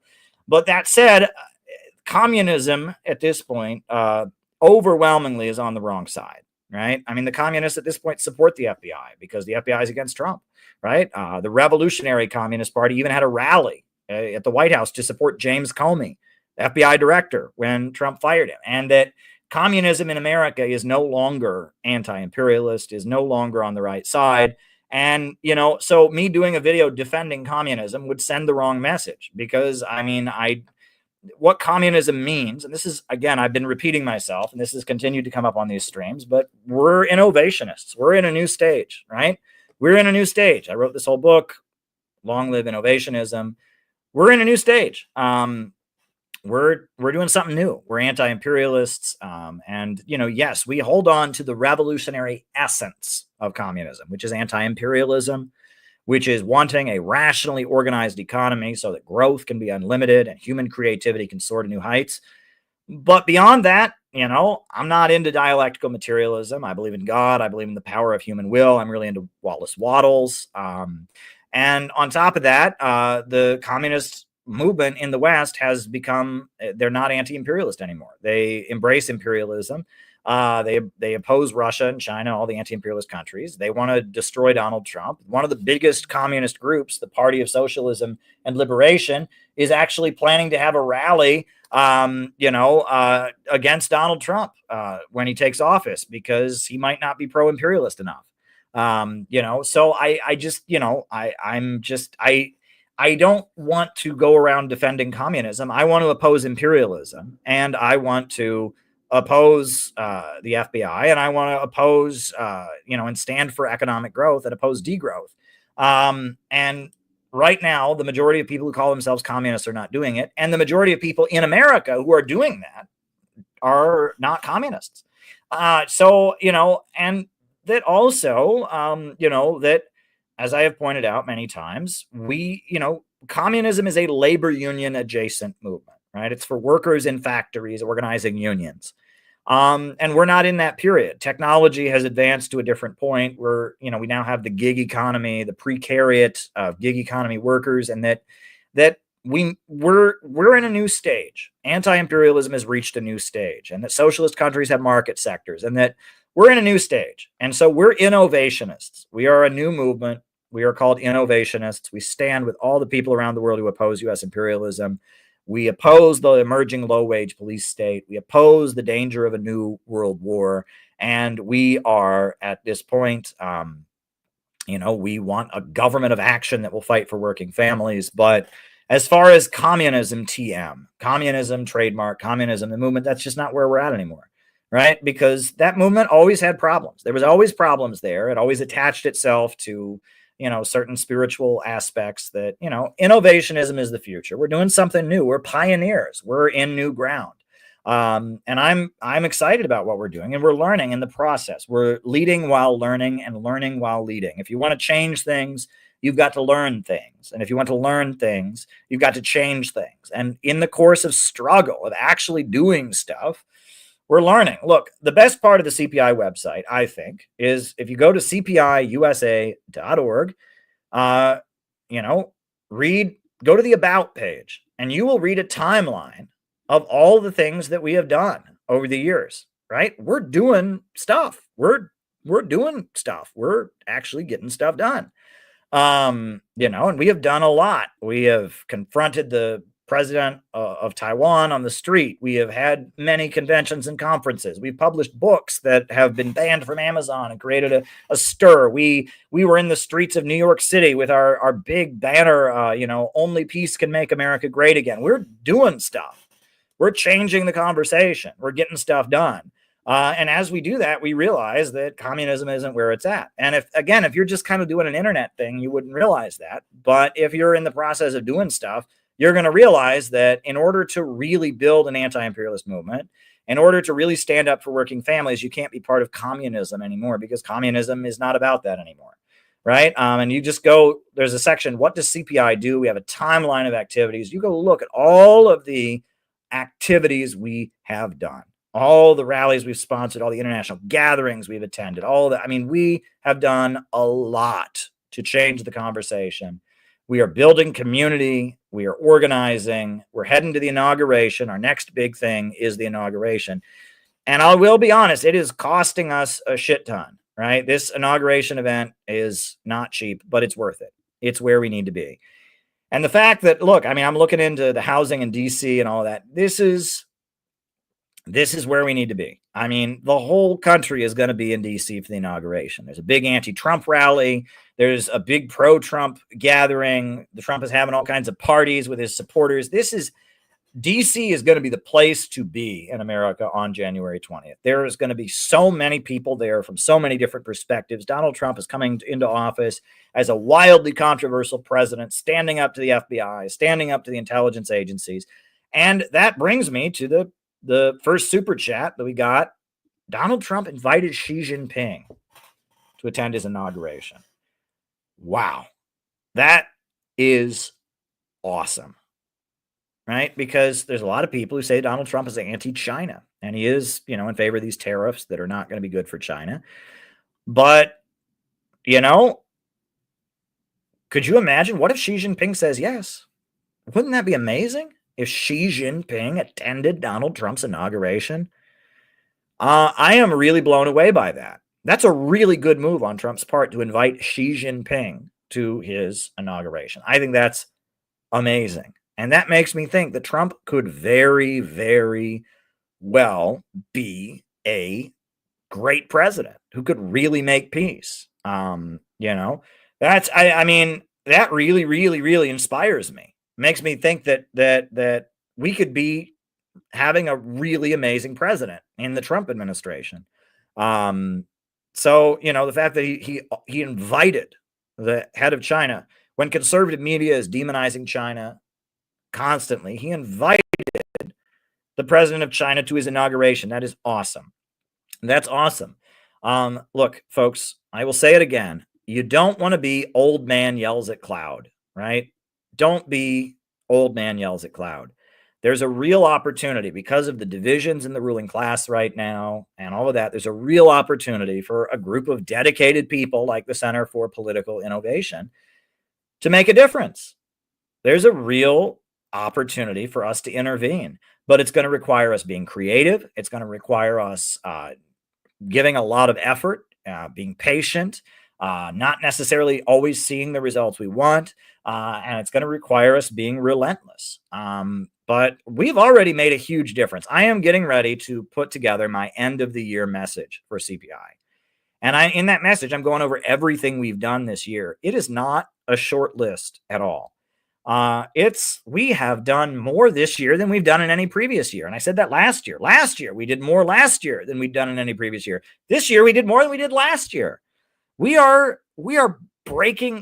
marching ahead as anti-imperialists. We are pioneers. We are marching ahead. This year, we printed this pamphlet. 2,000 copies of this pamphlet, Do You Believe in Growth, were distributed. at the Democrat convention, Phil and Ellie and John and Gabby were handing these out. We handed out 1,000 of these at the Democrat convention, and we handed out 1,000 of them at the Libertarian Party convention this year, right? We have this book explaining anti-imperialism and growth and all of this. We've distributed it. To thousands and thousands and thousands and thousands of people. I mean, this is getting out there, right? And we have a special booklet on anti-imperialism that we're distributing at the inauguration. We got 2,000 copies of this pamphlet on anti-imperialism that we're going to be distributing at Trump's inauguration to build an anti-imperialist movement, right? So I am optimistic. I'm very, very excited about everything we're doing, right? And that's what we're here to do. And we have got a lot to offer. We are building a real anti-imperialist movement and getting to the masses. And I'm really, really excited. We are the innovationist movement, and we are marching ahead. We're a new stage. We are a whole new stage, right? And we're marching ahead. I'm really excited about everything that we are doing. The innovationist movement, an exciting new movement of anti-imperialists that is, bringing the essence, the revolutionary essence of communism, but breaking with the past and bringing it into our time to build a real movement to get to the masses, not to just LARP communism TM. I think that's great. I think it's great what we are doing. Now, I can go on here a little bit longer. I've got a flight in the morning, but it's not too early. I'm leaving in the middle of the day. It's late morning. I'm flying out tomorrow. And we had this super chat from John, and then we had Crush Satan. I'm all about crushing Satan. Thank you. But if there's anything else folks will want me to talk about, now would be a great time to do it. So one thing I have been doing on these streams is I've been playing music. So I'm going to put some music on. And while I'm putting the music on, please think of more questions to ask me, more stuff for me to respond to.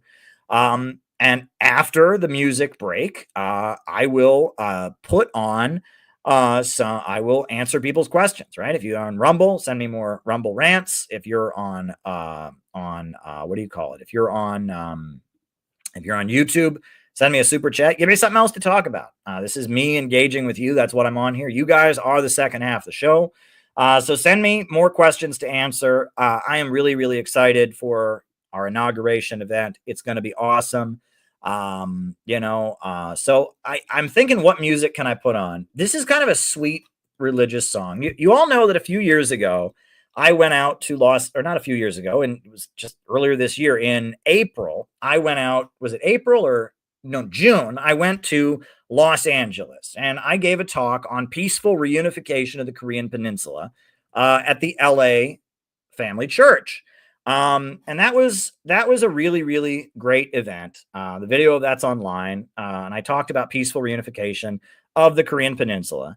The LA Family Church, they support peaceful reunification of the Korean Peninsula. They're part of a global, religious movement that was involved in helping Trump visit North Korea and has been a big supporter of Trump's efforts to bring peace to the Korean Peninsula. But the LA Family Church has a really, really great band. They play very, very good music. They have very skilled musicians, etc. So I thought I would play one of their songs. Since I'm just thinking, sometimes we play Celtic music on here. Sometimes we play old communist music on here. We'll play, this is an LA Family Church band performance of a song. So I'll put that on, but think about what you want me to talk, right? I can be on here for another half hour at least, right? The night is young. We talked about the FBI and Trump going in against the FBI.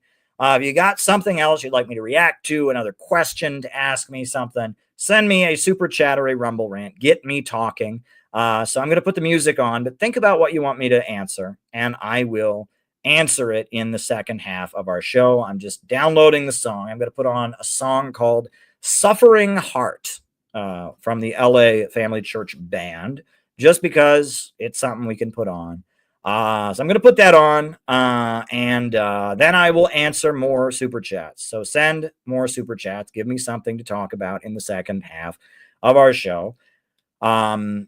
always here to answer your questions. We are doing great things with CPI, and I'm very excited for what's going to happen in January and the potential for us to really change the world. When Trump takes office, as pushing forward the anti-imperialist and anti-police state side of Trumpism, I'm really excited about it. Yeah, I guess I will put on the song Suffering Heart while you all think of more questions for me. All right.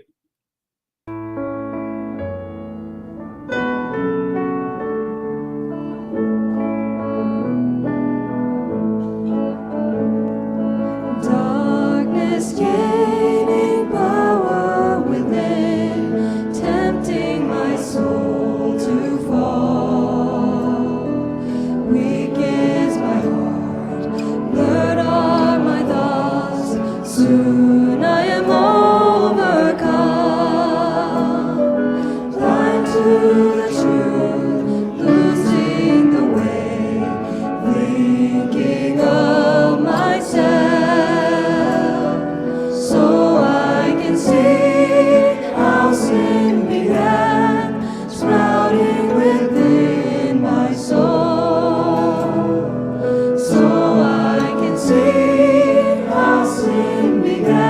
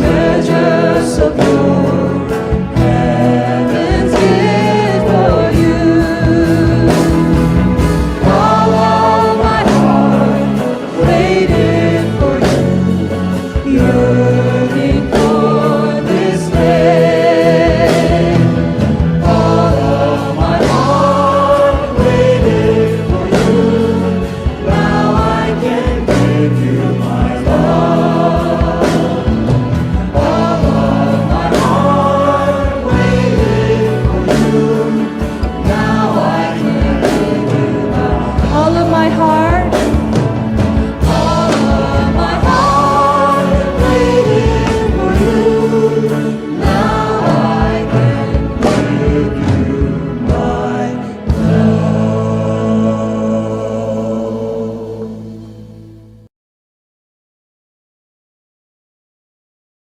Thank you for sticking with us. And yeah, we had a little bit of an intermission there, and people did ask some good questions. So thank you for stepping up and asking questions. We got 2 more super chats and 2 more Rumble rants.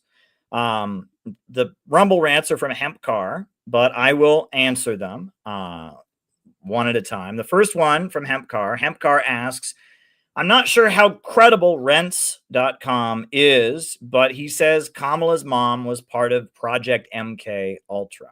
Now, I did glance over the report. I had time while the music was playing to glance over it. My first thought when I look over this report is that it doesn't seem very credible, just because there are so many different things here in it. It's talking about Hardiel Baines of the Communist Party of Canada, Marxist-Leninist, and trying to link him to Kamala, which is a little bit of a stretch, and Hindu nationalism. And I'm looking at this, and it looks a little. I'm not seeing a lot of source material, and I'm seeing they're talking about everything. They're talking about Gandhi. They're talking about World War III and King Charles, and I'm looking at this report, and it doesn't look credible to me. When I look over this report, that's not to say, I mean, if they were to actually show some MK Ultra document or something, that would be great. But it's not looking that way to me. It looks like they threw everything but the kitchen sink into this rents.com article, and it doesn't look credible to me. I'll just be honest.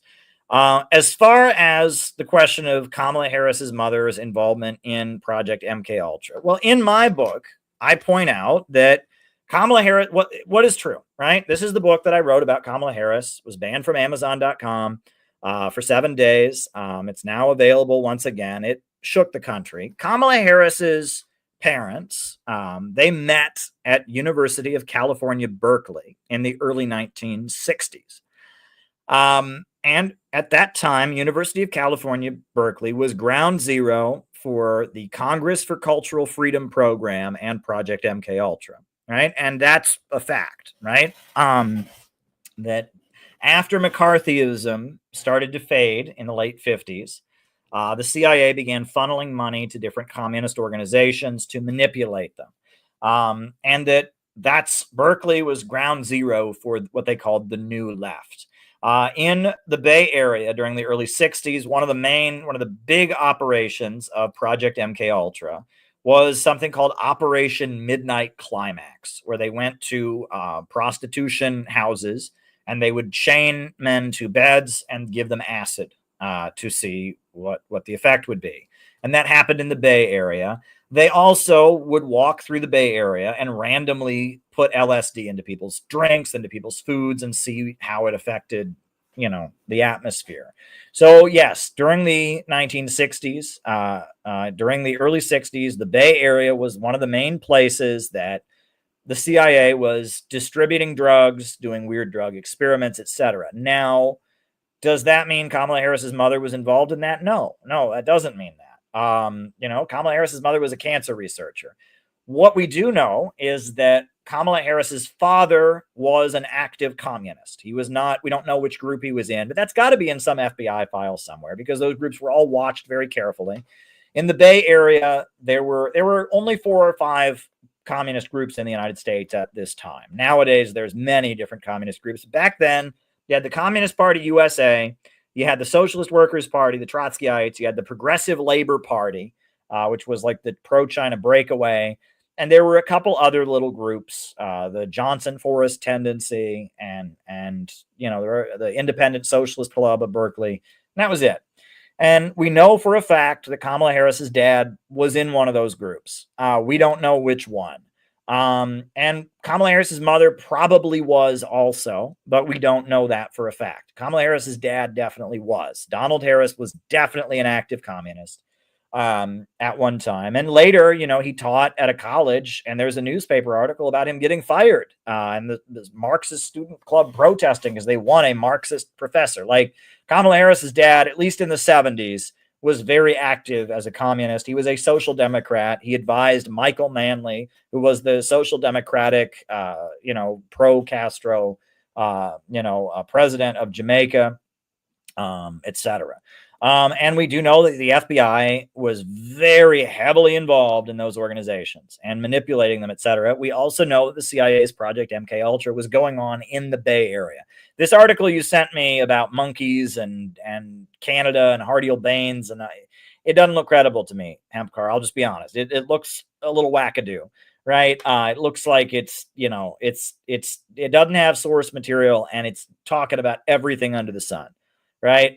If you got a big bombshell like Kamala Harris's dad, or Kamala Harris's mother was part of MKUltra, that should be the front page thing. Now, one thing is that Kamala Harris's mother is from a very, very wealthy family in India. Kamala Harris's niece,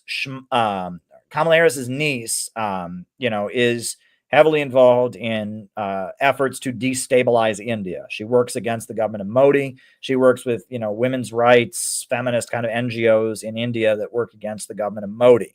And that Kamala Harris is very, very, very, very opposed to Kashmir being broken away from India.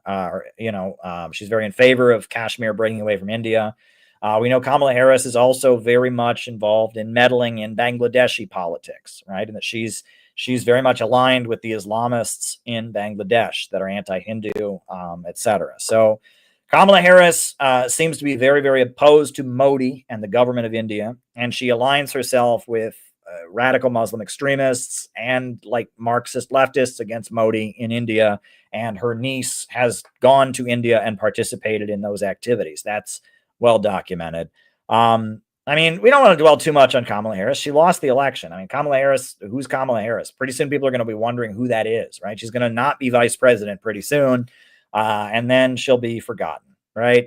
She was the reason they just couldn't sell her as a candidate. She was such a bad candidate. Like all the stuff that I wrote and all of that, at the end of the day, if she had just been able to get on podcasts and be a nice person and be personable, she probably could have won, but she was just so much of a robot and so much of a puppet that I saw Trump was going to win. I called the election for Trump. In mid-October, I said, I'm calling it. It's going to Trump. And I didn't know how right I was. It was a landslide for Trump.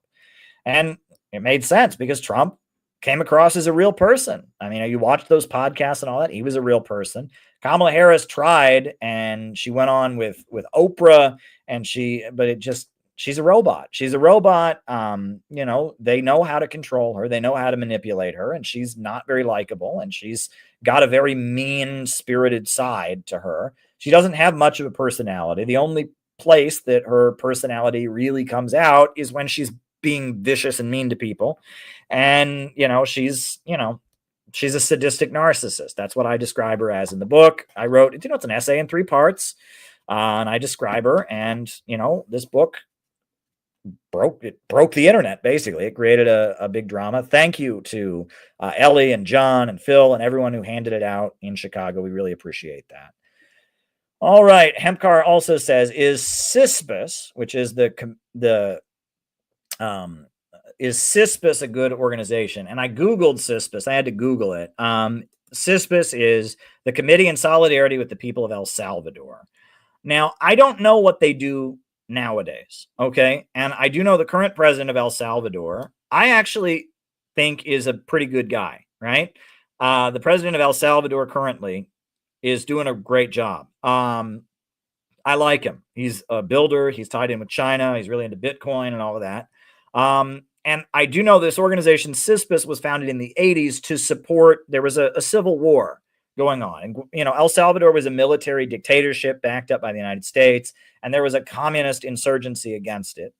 There was a peace deal that was signed. The communist group became a political party, and they actually held power in El Salvador for a while, and they didn't do anything.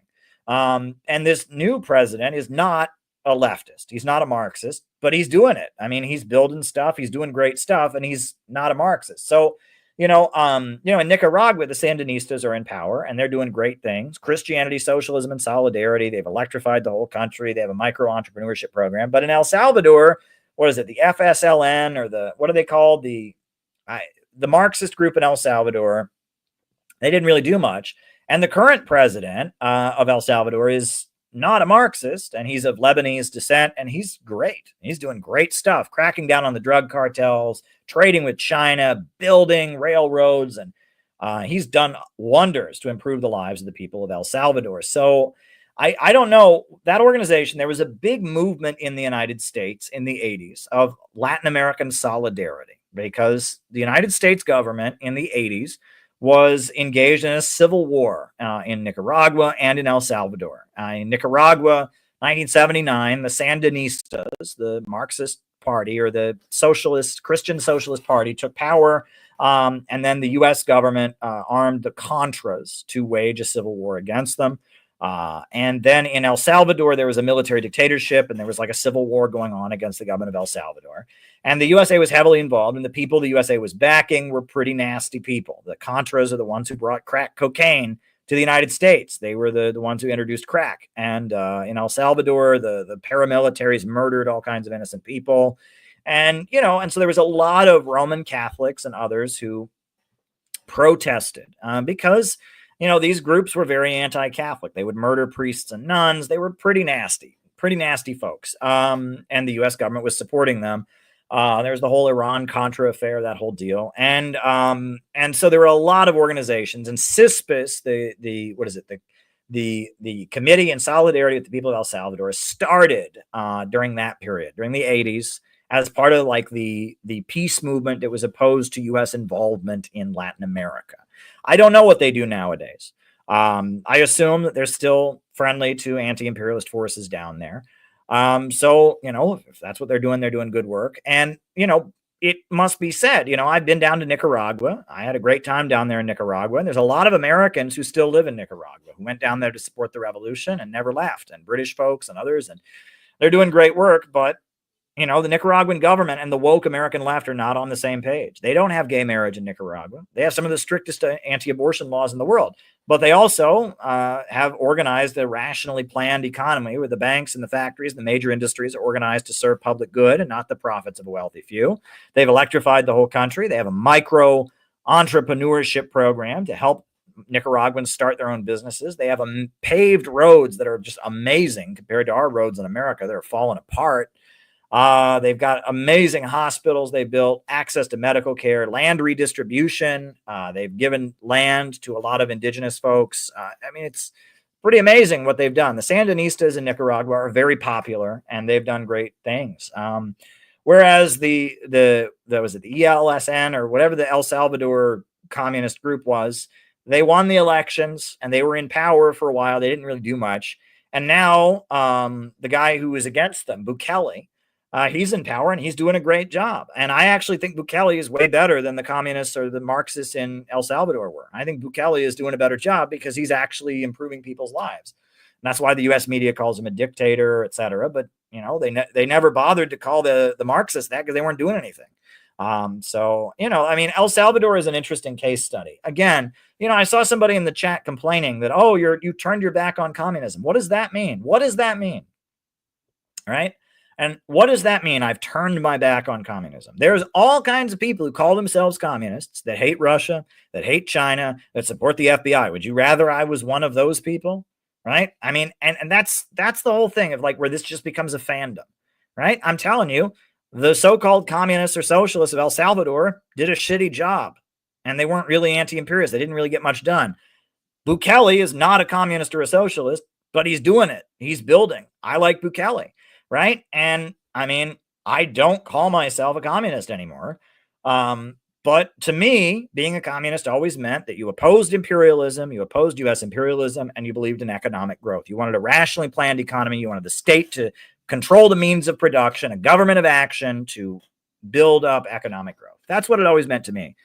Most communists in America, it doesn't mean that to them. They don't oppose imperialism. They don't believe in growth. They believe in degrowth. So would you rather I called myself a communist and didn't oppose imperialism?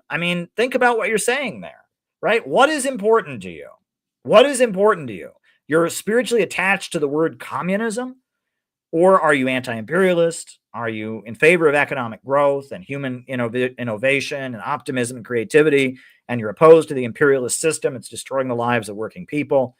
Or are you just spiritually attached to this word communism? And that disturbs me.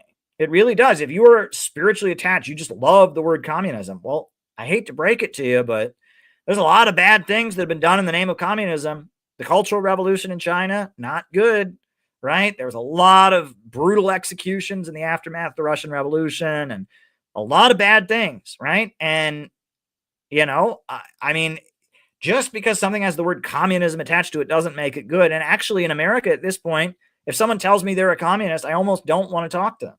Because at this point, communism in America, it has become identified with wokeism. And if all you care about is that word, you know, you could join the CIA. All the Trotskyite groups, they all think they're communists and they're on the wrong side, right? So it's like you'd rather somebody call themselves that. Like, what are your principles? What do you believe in? I believe in anti-imperialism. I believe in fighting for working families, for economic growth. That's what I believe in. And at this point, we're entering a new stage called innovationism, which is a new stage. And I wrote this book explaining to Marxists what the innovationist philosophy is and why we've broken with dialectical materialism and why we no longer seek a place within communism TM. We don't identify with the communist movement anymore. And, you know, are you with us or against us? You need to decide. But if you're just loyal to a word, that doesn't mean anything, right? Anyone can say they're a communist. The overwhelming majority of people in America who say that they are communists are on the wrong side. So would you rather I was on the wrong side, but I just used that label? What really matters to you? That's an important question. What really matters to you? What matters to me is when I see people like the Uhuru movement that are being indicted and terrorized by the FBI because they oppose U.S. foreign policy, I'm on their side. Most communists have done nothing for the Uhuru movement. So would you rather that I called myself a communist and did nothing for the Uhuru movement, right? All these communists have it's like, what really matters to you, right? Is it what I stand for and what I believe and the movement I'm trying to build? Or is it just what I call myself? Because there's a lot of people who call themselves communists and are on the wrong side.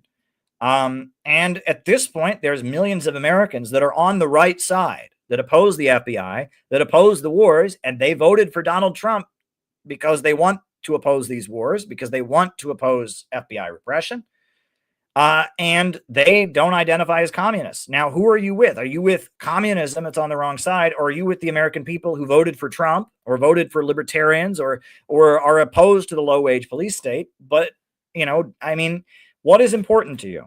That's my question for anyone who has an issue with me dropping that word. I'm just going to ask you what's important to you. What is important to you? Because if all that is important to you is that word, you're pretty far from where I'm at politically, right? And I don't know if we were ever on the same side, right? I'll be honest with you. I don't know if we were ever on the same side. I got into this because, you know, how did I get into this? I got into this because when I was a kid, I went to Ecuador with my father in 1999, and I got off that plane and I had never seen that level of hunger and starvation in my life. They were in the middle of a man-made famine, and I saw a very poor country. I'm in this because when I was in 4th grade, my mom went on strike. She was a member of the Service Employees International Union, and I walked the picket lines with my mom, and I learned what a labor union was. And I learned about the history of the labor movement. And my parents took me to Woody Guthrie concerts. I mean, obviously it wasn't Woody Guthrie, but they took me to folk music concerts where they played Woody Guthrie songs. And I learned about the working class. And then after 9/11, the USA invaded Iraq based on lies. And I learned about the anti-war movement. And I learned about all the U.S. wars based on lies. And I became a sympathizer with the movement against U.S. imperialism, the movement to fight for the rights of working families, right? That's what I believe in. I stand for justice for working families. I stand against U.S. wars and U.S. imperialism and this global financial system that is destroying the lives of working people in this country, that is marching us into new world wars. That's where I stand. And that is not the communist movement anymore. The communist movement is not there. The communist movement wants to send more weapons to Ukraine. The communist movement wants to impoverish working families because their lives are too good. So where am I? I mean, I stand for working families. I'm still where I was when I was walking the picket lines with my mom. I'm still where I was when I was opposing the war in Iraq. That's what side I'm on. Communists are not on that side any longer. So why be a communist? What do I gain? Right? Communism is somebody else's private property. It's the Democrat Party's private property, really, but they won't admit that. There's certain people that just own communism TM. I say communism TM like communism trademark. It's a brand, and it's a dead brand. There's not a single place in the world since 1991 that a communist party has taken power. Not a single one. Not a single one. In Venezuela, they formed a new movement called Bolivarianism. And that movement was pro-Christian. That movement was anti-abortion. That movement was anti-gay marriage. And that movement was based on Latin American traditions, indigenous people and their struggles. It was based on Marxism. It incorporated aspects of Marxism, but it was a new movement and it took power. In Lebanon, Hezbollah has emerged. And in Iran, you have the Islamic Republic of Iran. There's the Shia movement and the Houthis in Yemen. They're not Marxists. They denounce Marxism, right? But in the name of Shia Islam, they oppose capitalism. They oppose imperialism. They admire great anti-imperialist leaders like Hugo Chavez and Che Guevara, but they denounce Marxism, and they're Shia Muslims, right? In Africa, right? There's African socialism. Kwame Nkrumah in Ghana, Julius Nyerere in Tanzania. They called themselves African socialists, advocates of Ajuma, right? They drew from Marxism, but they had their own ideology. Even China now, yes, they say Marxism-Leninism is part of their ideology, but they trace their movement back to Confucius, back to Dr. Sun Yat-sen. They quote Nietzsche in their state propaganda. They basically see their movement, socialism with Chinese characteristics, as part of a much bigger project of a vibrant civilization that goes back for 5,000 years. And Marxism-Leninism is part of it, and Mao Zedong thought and Deng Xiaoping theory, but they're not even doing communism TM, even though they're actually a communist party. It's in power. Communism TM is not where it's at anymore, right? And there are certain people that have seized control of that brand, and they want to own it, and they are toxic people. And if these people were really serious, they would have built a mass movement by now, because capitalism after the 2008 financial crisis, there was more anti-capitalist and anti-imperialist sentiment than ever before. And so those groups should have all expanded by leaps and bounds, right? And they didn't. They all actually have gotten weaker since 2008. Why? Because they suck. That's why. They suck. They're somebody else's private property. And that's that, right? And that for a while, I was in the Workers' World Party for many, many years. And then starting around 2013, I went to Iran. I went to Ecuador to the World Youth Festival and met with the North Koreans. I went to Iran. I went to Russia. I went to global communist gatherings. By 2015, it became apparent to me global anti-imperialism was going one way, and the woke left was going another way. And I went with the global anti-imperialist movement. And the Workers' World Party went with wokeism. And they collapsed as a result of it. They went woke. Whereas I was doing a new thing. And I was immediately denounced by the left as a fascist, as a Nazi, as a white supremacist. I was the most evil thing ever. And so CPI was formed. It was a new organization, a new movement. It started out as Students and Youth for a New America. That was saying we have to go the opposite direction of the left. We have to embrace patriotism. We have to embrace Christianity. We have to go a different direction. We can't be leftist anymore, because leftism is going in this very toxic woke direction. It's not anti-imperialist. We as anti-imperialist Americans, we need to go in another direction. And for a long time, until very recently, we would insist we were the real communists. While we always admitted that, I did a video on dialectical materialism years ago where I said, I believe in God. I'm not a pure dialectical materialist. And we always admitted that we were off a little bit, but we had our beliefs. And then what happened? Then some other people saw what we were doing, and they have bigger budgets to back themselves up. and they want to create an internet fandom around themselves. And because of that, they decided to seize control of that aspect, right? We were saying that this is our own, we're holding on to this form of communism that's anti-imperialist. And some other people saw what I was doing, and they clearly had backing from a lot of people with a lot of money. And they, for a while, they pretended to be friends of CPI. And then they went after us very, very viciously in coordination with the FBI. I told you how I got that phone call, and, it's interesting how certain people interfered. Someday we'll tell the whole story, but we're not ready to do that. But at the same time, the FBI was attacking us. So were these people. And now they have decided they want to be communists and all of that. Well, good luck to them. You know what I mean?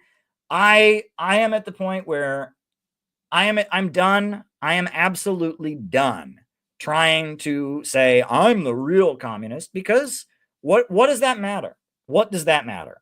Look, right now we urgently need to build an anti-imperialist movement in America. That's what we urgently need to do.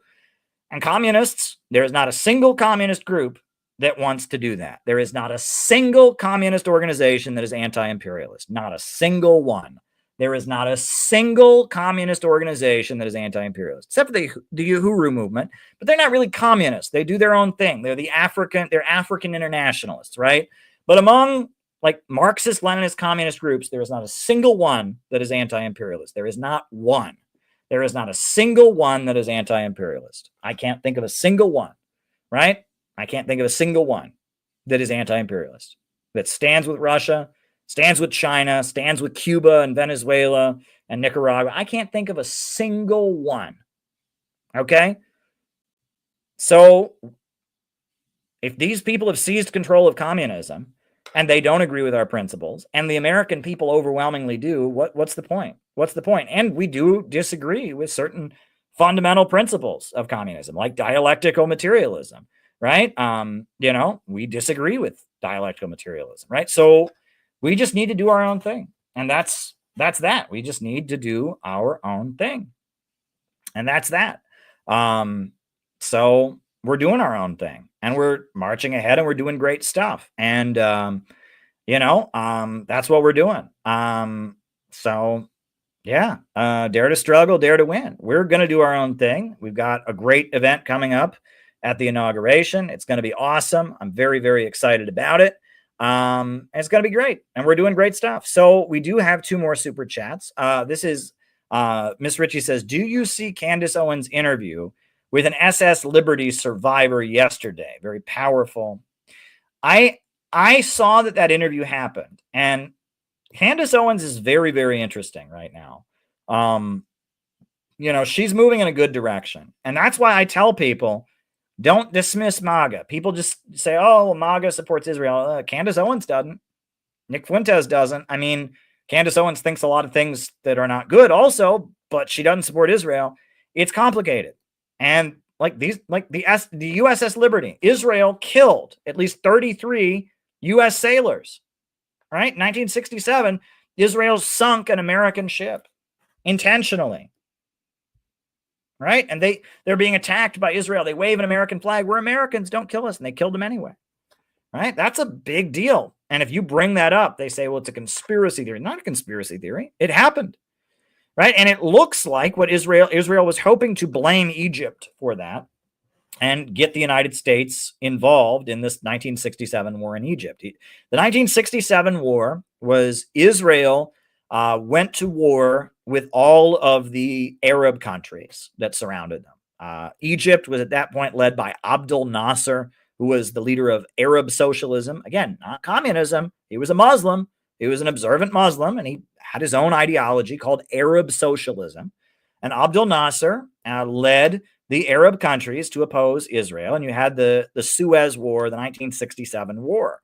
The Soviet Union backed the Arab states, and the USA was backing Israel. And there was a U.S. ship in the Mediterranean called the USS Liberty, and Israel killed 33 sailors on it. And it wasn't an accident. They tried to say it was an accident, but it was an ordered strike.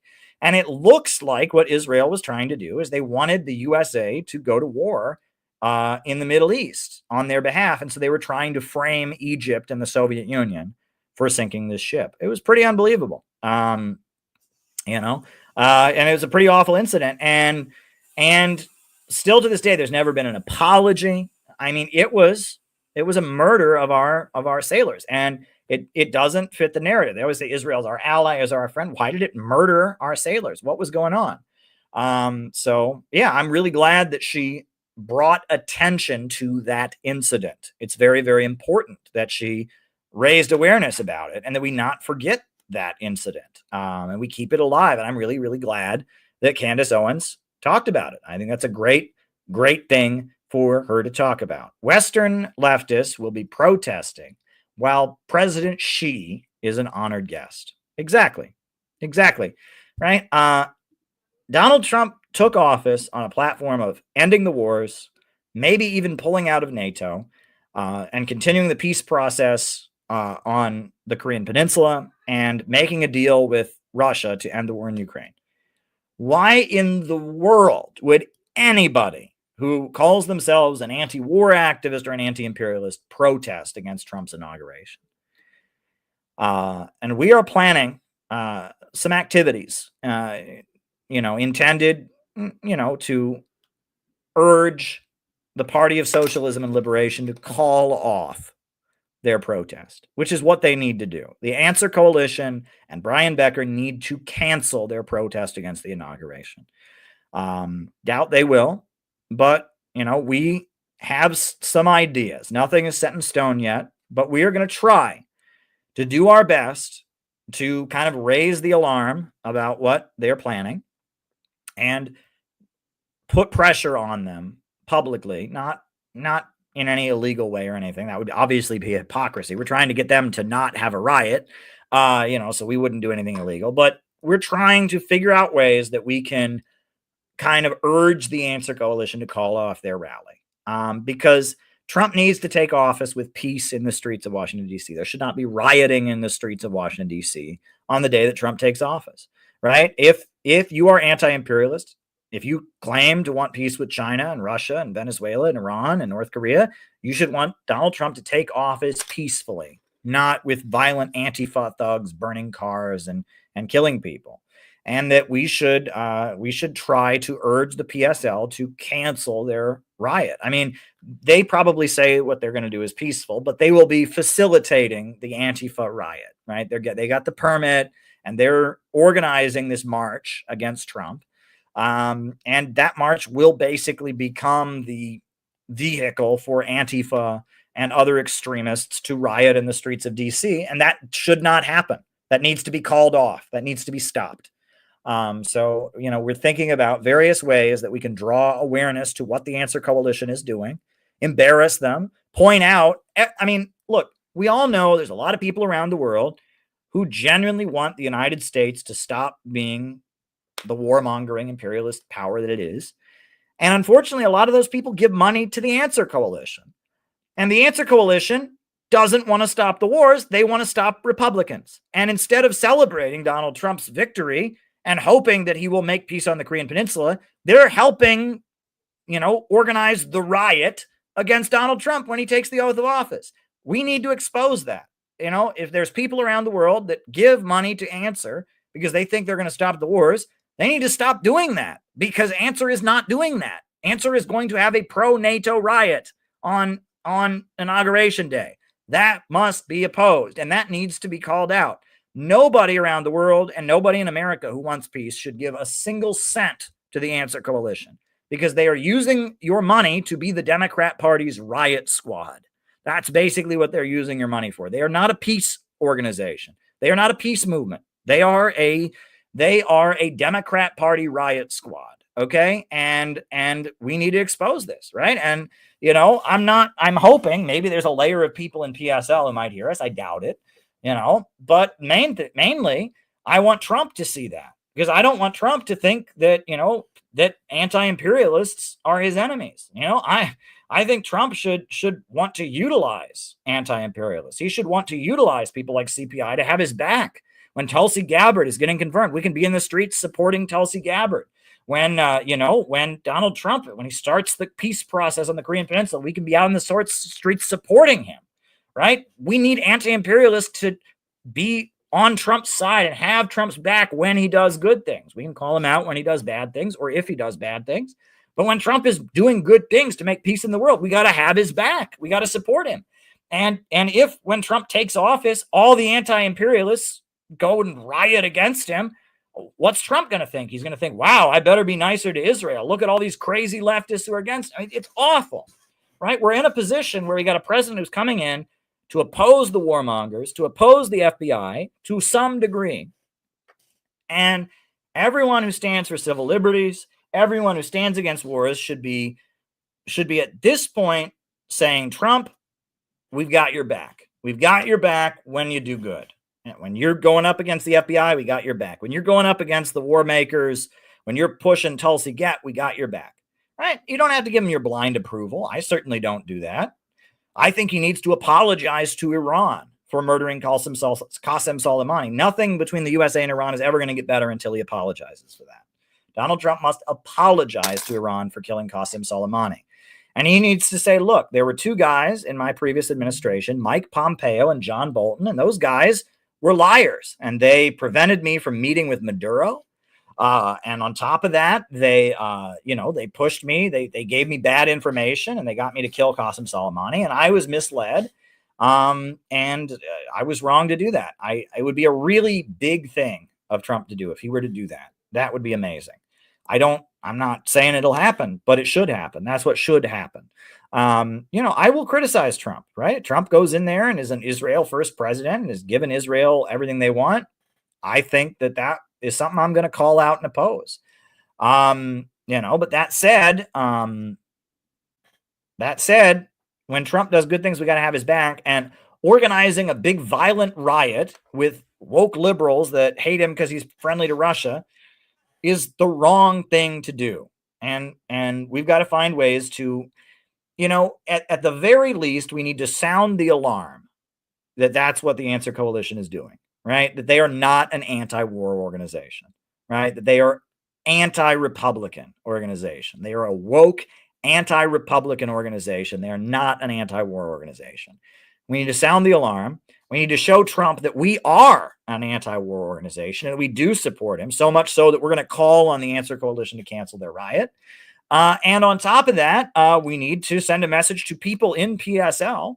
I was in the Workers' World Party for a long time. There might be people in PSL who are genuinely anti-imperialist, who are genuinely anti-NATO, and they need to understand what their organization is doing, that their organization is on the wrong side, right? So we're trying to figure out what we can do. Obviously, I'm not gonna expose my plans on here. And honestly, I don't know exactly what we're going to do. I have a couple ideas, and we're going to try to publicly put pressure on the Answer Coalition to cancel this rally. Not saying it'll work, but we got to do it. We got to do it because what they're doing is wrong, right? It is wrong. Okay, this isn't about me being the real communist. This isn't about fights between communist groups. It's about the fact that a president has been elected to fight the FBI, to fight the war lobby, and the so-called anti-war organization, instead of supporting him, has decided that on the day he takes the oath of office, they're going to go riot in the streets. That's not okay. That's not okay, and they need to not do that, right? Brian Becker, their leader, gave an interview after January 6th and condemned Donald Trump. Oh, the peaceful transfer of power.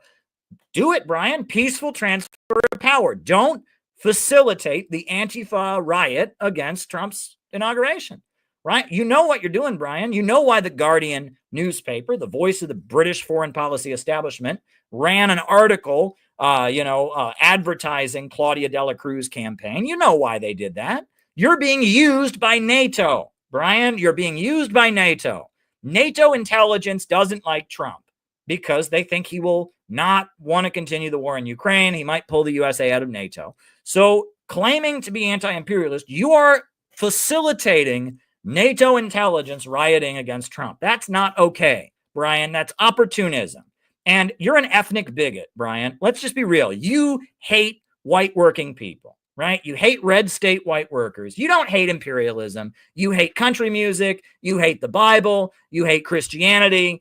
You hate the Second Amendment and the right to bear arms. You hate Americana, right? You're a rich kid from upstate New York. You're in an organization that is made up of people that feel alienated from U.S. society. You hate the American working class on an ethnic level, okay? That's what it is, right? We know that's what it is, Brian. All right? That's what it is, right?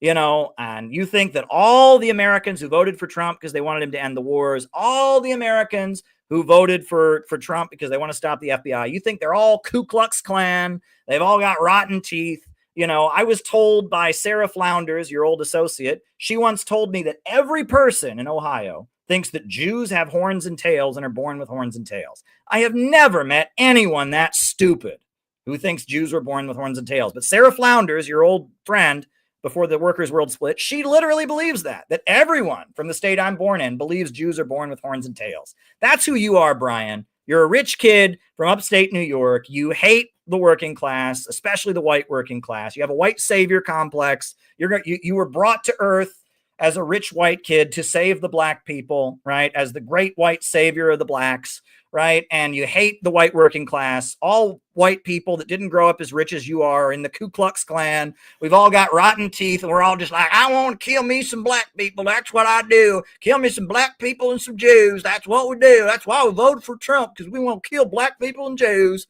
You know, that's who runs the PSL. That's how these socialists are, right? They're wealthy, upper middle class people that hate the American working class, that think all white workers are racist redneck scum, right? You know, that's what they believe, right? And that, and then they have a white savior complex, right? That they're there to, and then they also hate black people, but in a different way, right? They look down on black people. They look down on black and Latino people. Like they, you know, if you walk in to one of these groups' offices and you're white and you say to them, hey, you know, I'm against gay marriage. If you're white, they'll be like, get out, bigot. We don't need your homophobic racism in here. But if you're black and you walk into one of their offices and you say, I'm against gay marriage, they'll be like, oh, of course you do. Oh, that's cute. Oh, I bet you're it. And it's the same thing, because they don't think black people are people. They think they're poor, oppressed victims of racism, right? You know, that's what they think. They think black people are poor, oppressed victims of racism that they will save with their great Marxist ideology. And they think white workers are all in the Ku Klux Klan and are all neo-Nazis and all want to kill Jews. And they're crypto-Zionists, right? This is Zionist ideology. It's, you know, they're anti-Israel, but it's still the Zionist mindset. It's anti-populism. It's the spirit of the ghetto. That's what it is. It is the belief that you know, that Jews are this special group of people, that they're just magic and they're just so special, and all the non-Jews are just bloodthirsty anti-Semites who want to kill them. That's what they believe, right? And that's not the truth. You know, so I don't know what more to say about it, but you know, that's why Brian Becker hates Trump. Even though Trump is more anti-war and more anti-FBI, Brian Becker hates the people who voted for Trump more than he hates Trump, right? And you know, that's the people who run the communist groups, right? They are people who have the spirit of the ghetto, and that's why communist groups in America have never grown, because they are these people's private property. Certain people, it's a family business, they own it. And they have the mindset that the American people are their enemy. And to be fair, I mean, these people did endure Cointelpro and all kinds of brutal FBI repression. And so, you know, they come by it honestly, okay? I mean, the communist movement in America has been very heavily suppressed. A lot of people went to prison during the 50s and McCarthyism. And so it's like, you know, I understand thinking the whole country is against you. But if you are actually building an anti-imperialist movement, you cannot hate the country you live in. Look, I'm working on a pamphlet that I'm writing about the death of Brian Thompson right now. And in that pamphlet, you know, I'm reading about Operation Gladio, right? In the 1950s, coming out of World War II, the Italian Communist Party, they were the largest political party in Europe. And they should have won the elections. And if they had won, they would have pulled Italy out of NATO. And so the CIA launched Project or Operation Gladio, it was called, which was an operation to keep Italy in NATO and keep the Italian Communist Party from winning the elections. And if you look at the details of, it's fascinating to me. The Italian Communist Party was a massive organization, it had millions of members, and the Italian Communist Party loved Italy. They didn't hate Italy. They didn't say Italy was an evil imperialist country. They loved Italy, and they were very proud of Italy's culture and history, and they knew Italian culture. They had deep roots in the communities, huge labor unions and huge community associations, and they developed their own unique ideology. Palmiro Togliatti, the founder of the Italian Communist Party, wrote a book called The Italian Road to Socialism, in which he specifically developed a form of socialism that was based on Italian culture. And that's why they were a huge organization, right? Communists in America would never do that, right? Socialism, I talked about socialism with American characteristics, and people called me a neo-Nazi. America's evil, it's racist. They would never do that, right? Right? Because, you look at it, they'd never have to do Operation Gladio in America, because no communist group would ever want to build a mass movement about loving America, right? The reason the Italian Communist Party was so successful is just they were serious. They loved Italy. If you want to be the leader of America, you should love America and you should know America, right? Right? Before Mao built the Chinese Communist Party, he walked thousands of miles across the country just randomly talking to people. Did you know this? He walked thousands of miles, just walked randomly talking to every person he met, getting to know his own people. Okay? That is what Mao did, right? And that in order to become the leader of a mass movement that could eventually lead China, he had to love and know the Chinese people. And communists in America, they don't want to do that. In fact, the whole reason they became communists is because communism is perceived as something that is anti-American, right? And they want to be anti-American, so screw it. A criticism I've heard of communism is it doesn't allow free speech. Your thoughts? Well, here's the thing, Captain Vader. Free speech in any society is based on the level of development. Nobody anywhere in the world was talking about freedom of speech or freedom of assembly until like the 1400s in Europe. And why? Were people just evil until then? No. It was that no one had ever yet reached the level of economic development that could facilitate that kind of freedom. Right? Freedom of religion, freedom of assembly, freedom of the press. No one talked about any of that stuff until a certain level of development had been reached, until we reached a certain economic level. Freedom in any society is related to how stable the country is. It's related to the level of economic development. And if you go to any country in the developing world, and especially if it's a country that's in the middle of a civil war or there's a lot of instability, you're not going to have the same level of freedom. Okay? And that's not a good thing. But, when a country is underdeveloped, it's in a very different situation. And, making this a moral issue, like some countries have freedom, some countries don't. Look, go all over the third world. There's many countries across the third world that are very authoritarian. And that's because they're developing countries and they're impoverished, right? And the communist countries that have come, they've been countries that are in a state of underdevelopment, and they have a revolution and they begin developing communism, surrounded and under attack, and they become very authoritarian places. And that said, is that good? No, but that's a result of the circumstances that they are in. I would like to see a society where we had as much freedom as we could possibly have. In fact, I want a society that's so free we don't even need a government. I want there to be so much wealth and abundance in society that people can just do what they feel like doing and take what they need. I want to unleash productive forces to the highest level possible, so that we can have as much abundance as we can possibly have.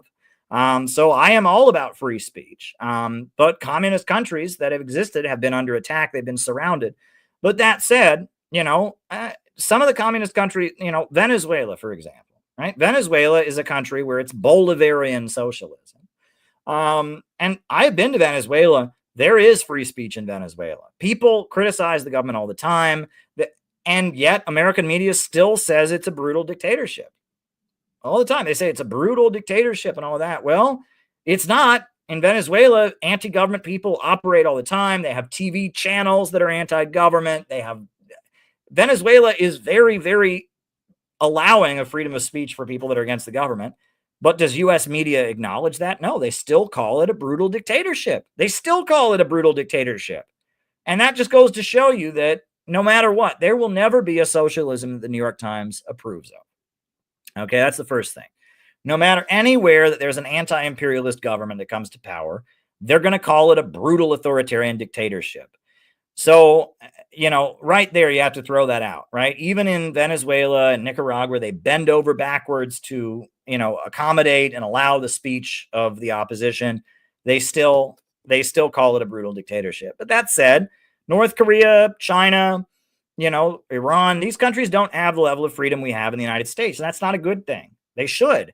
But under the conditions that they are in right now, that's not possible. And if you talk to people from China, you talk to people from Vietnam or North Korea, they will tell you, we need more human rights. We need reform, but we can't do that when we're fighting for our lives. We can't do that when we're facing nuclear annihilation, when we're just trying to build ourselves up under threat and under attack, right? And as these countries develop and industrialize, they become more free. China is a great example of that. There's way more freedom in China now than there used to be. Freedom of religion in China has flourished, right? There's a lot more Christianity, a lot more Islam, etc. in China than there ever used to be. There's a lot of free speech on social media in China, right? A lot of people on Chinese social media criticize the government openly. And China is much more free because it's more stable. Now, it's still a one-party state, and there are times where the government does move in pretty quickly.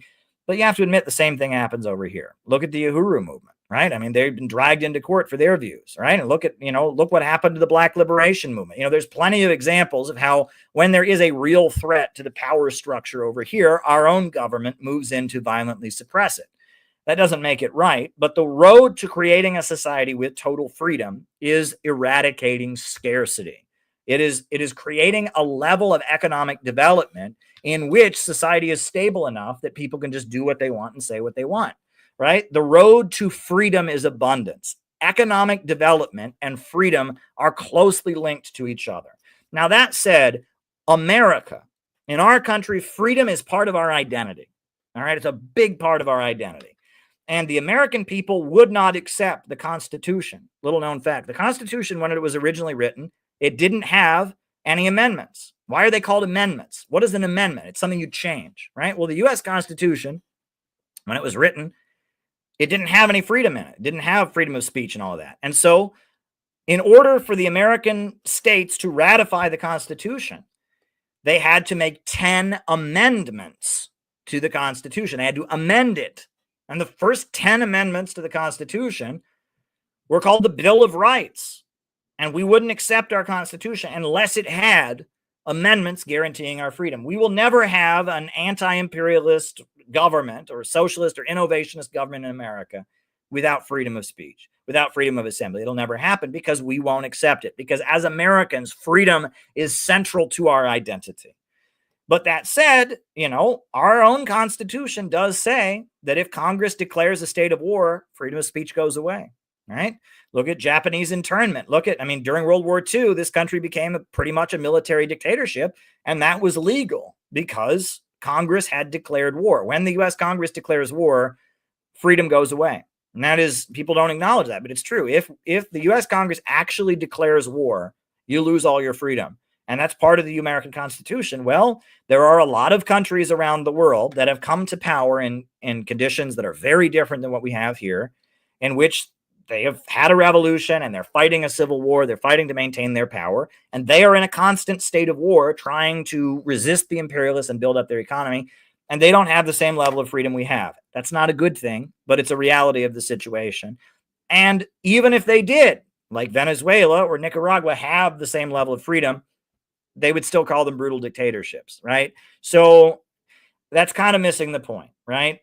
I am for total freedom. I am for freedom of speech. I am for freedom of assembly. I am for all kinds of freedom. And in fact, I want the level of freedom to increase so much. I want there to be so much freedom that we don't even need a government. I want vast abundance based on rational planning of the means of production, so we don't even need a government at all. But the road to getting that is rational planning of the economy, right? And so, yes, I am for freedom of speech. I am for freedom of assembly. The fact that various communist governments around the world don't have that is a bad thing, and it's based on their conditions. And I would like to see that improve, but the way to improve that is to trade with them and do business with them and have them be able to develop without being in a state of war. If you want people in North Korea to have more freedom, do business with North Korea, trade with North Korea, make peace with North Korea, let North Korea become a more prosperous society, and the militarism of everyday life will be lifted, the amount of rigidity will lift, and they'll have more freedom.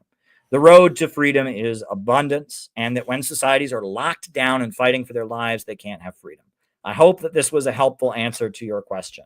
It's an important question, and keep in mind, I'm not a blind defender of communism. I'm an anti-imperialist. I am an advocate of a government of action that fights for working families. But, I come out of communism. That might be my political heritage, but there you go. So I hope that that was a helpful answer to your question, Capt Vader. Thank you very much. All right. Do we have any more Rumble rants? I don't think we do. All right, folks. Well, listen, I'm headed to Florida tomorrow and to support the Uhuru movement. And then after that, I'll be back. I might stream from Florida. We'll see, depending on what the conditions are at my hotel, etc. Yeah, if you are able to donate to help us put on our event, that would be great. We're having a big event for the inauguration, and it's going to cost us a shit ton. We just had to reserve the housing. That was quite expensive, and we really do need your support. So if you can donate, the link is down below in the description to our inauguration fund. That would be very, very helpful. We do have this new book available about our efforts to oppose the American legal system and support the Uhuru movement. That's available. You can check it out on Amazon. Yeah, folks, dare to struggle, dare to win. We are marching forward. I believe in the future. I love America. I love my country. I love the American people. I love that the American people went out and voted for Donald Trump because Donald Trump said he wants to stop World War III. Donald Trump says he wants to stop the FBI from taking our freedoms. Donald Trump is a complex figure who said a lot of things that I don't necessarily like, but the fact that he got elected on that platform is a good thing. And I am going to do my best to use my position as an American citizen, as an anti-imperialist, to back up Trump in doing all the good things that he says he wants to do, and try and build a strong anti-imperialist movement so that Trump can go back to North Korea and make peace on the Korean Peninsula. He can sign a deal with Russia to end the war in Ukraine. He can purge the FBI of all of the people that have been violating our freedoms and work with Matt Gaetz to investigate the FBI for evil things like what they did to the Uhuru movement. I think that there's a lot of potential for good under Trump, but it's going to be a struggle. It's going to be a struggle. So I want to be part of that struggle. I want to be part of that conversation. I want to help Trump drain the swamp. I want to help Trump make peace around the world. And when Trump is doing that, I want to have his back. So that's where I'm at. So we need to build an anti-imperialist movement. We need to point to the real solution.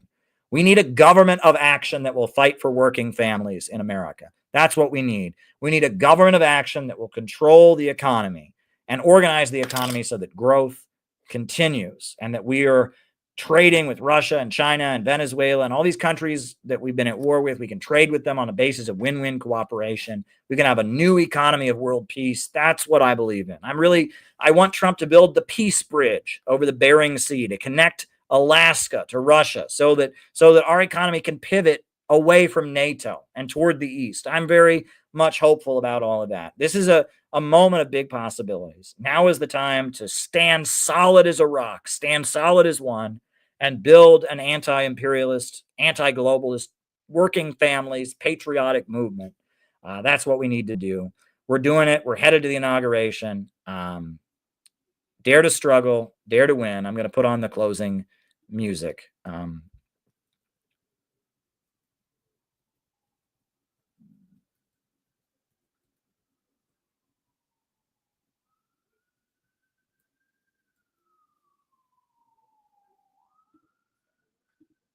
new upsurge in the struggle against U.S. imperialism is now emerging throughout the world.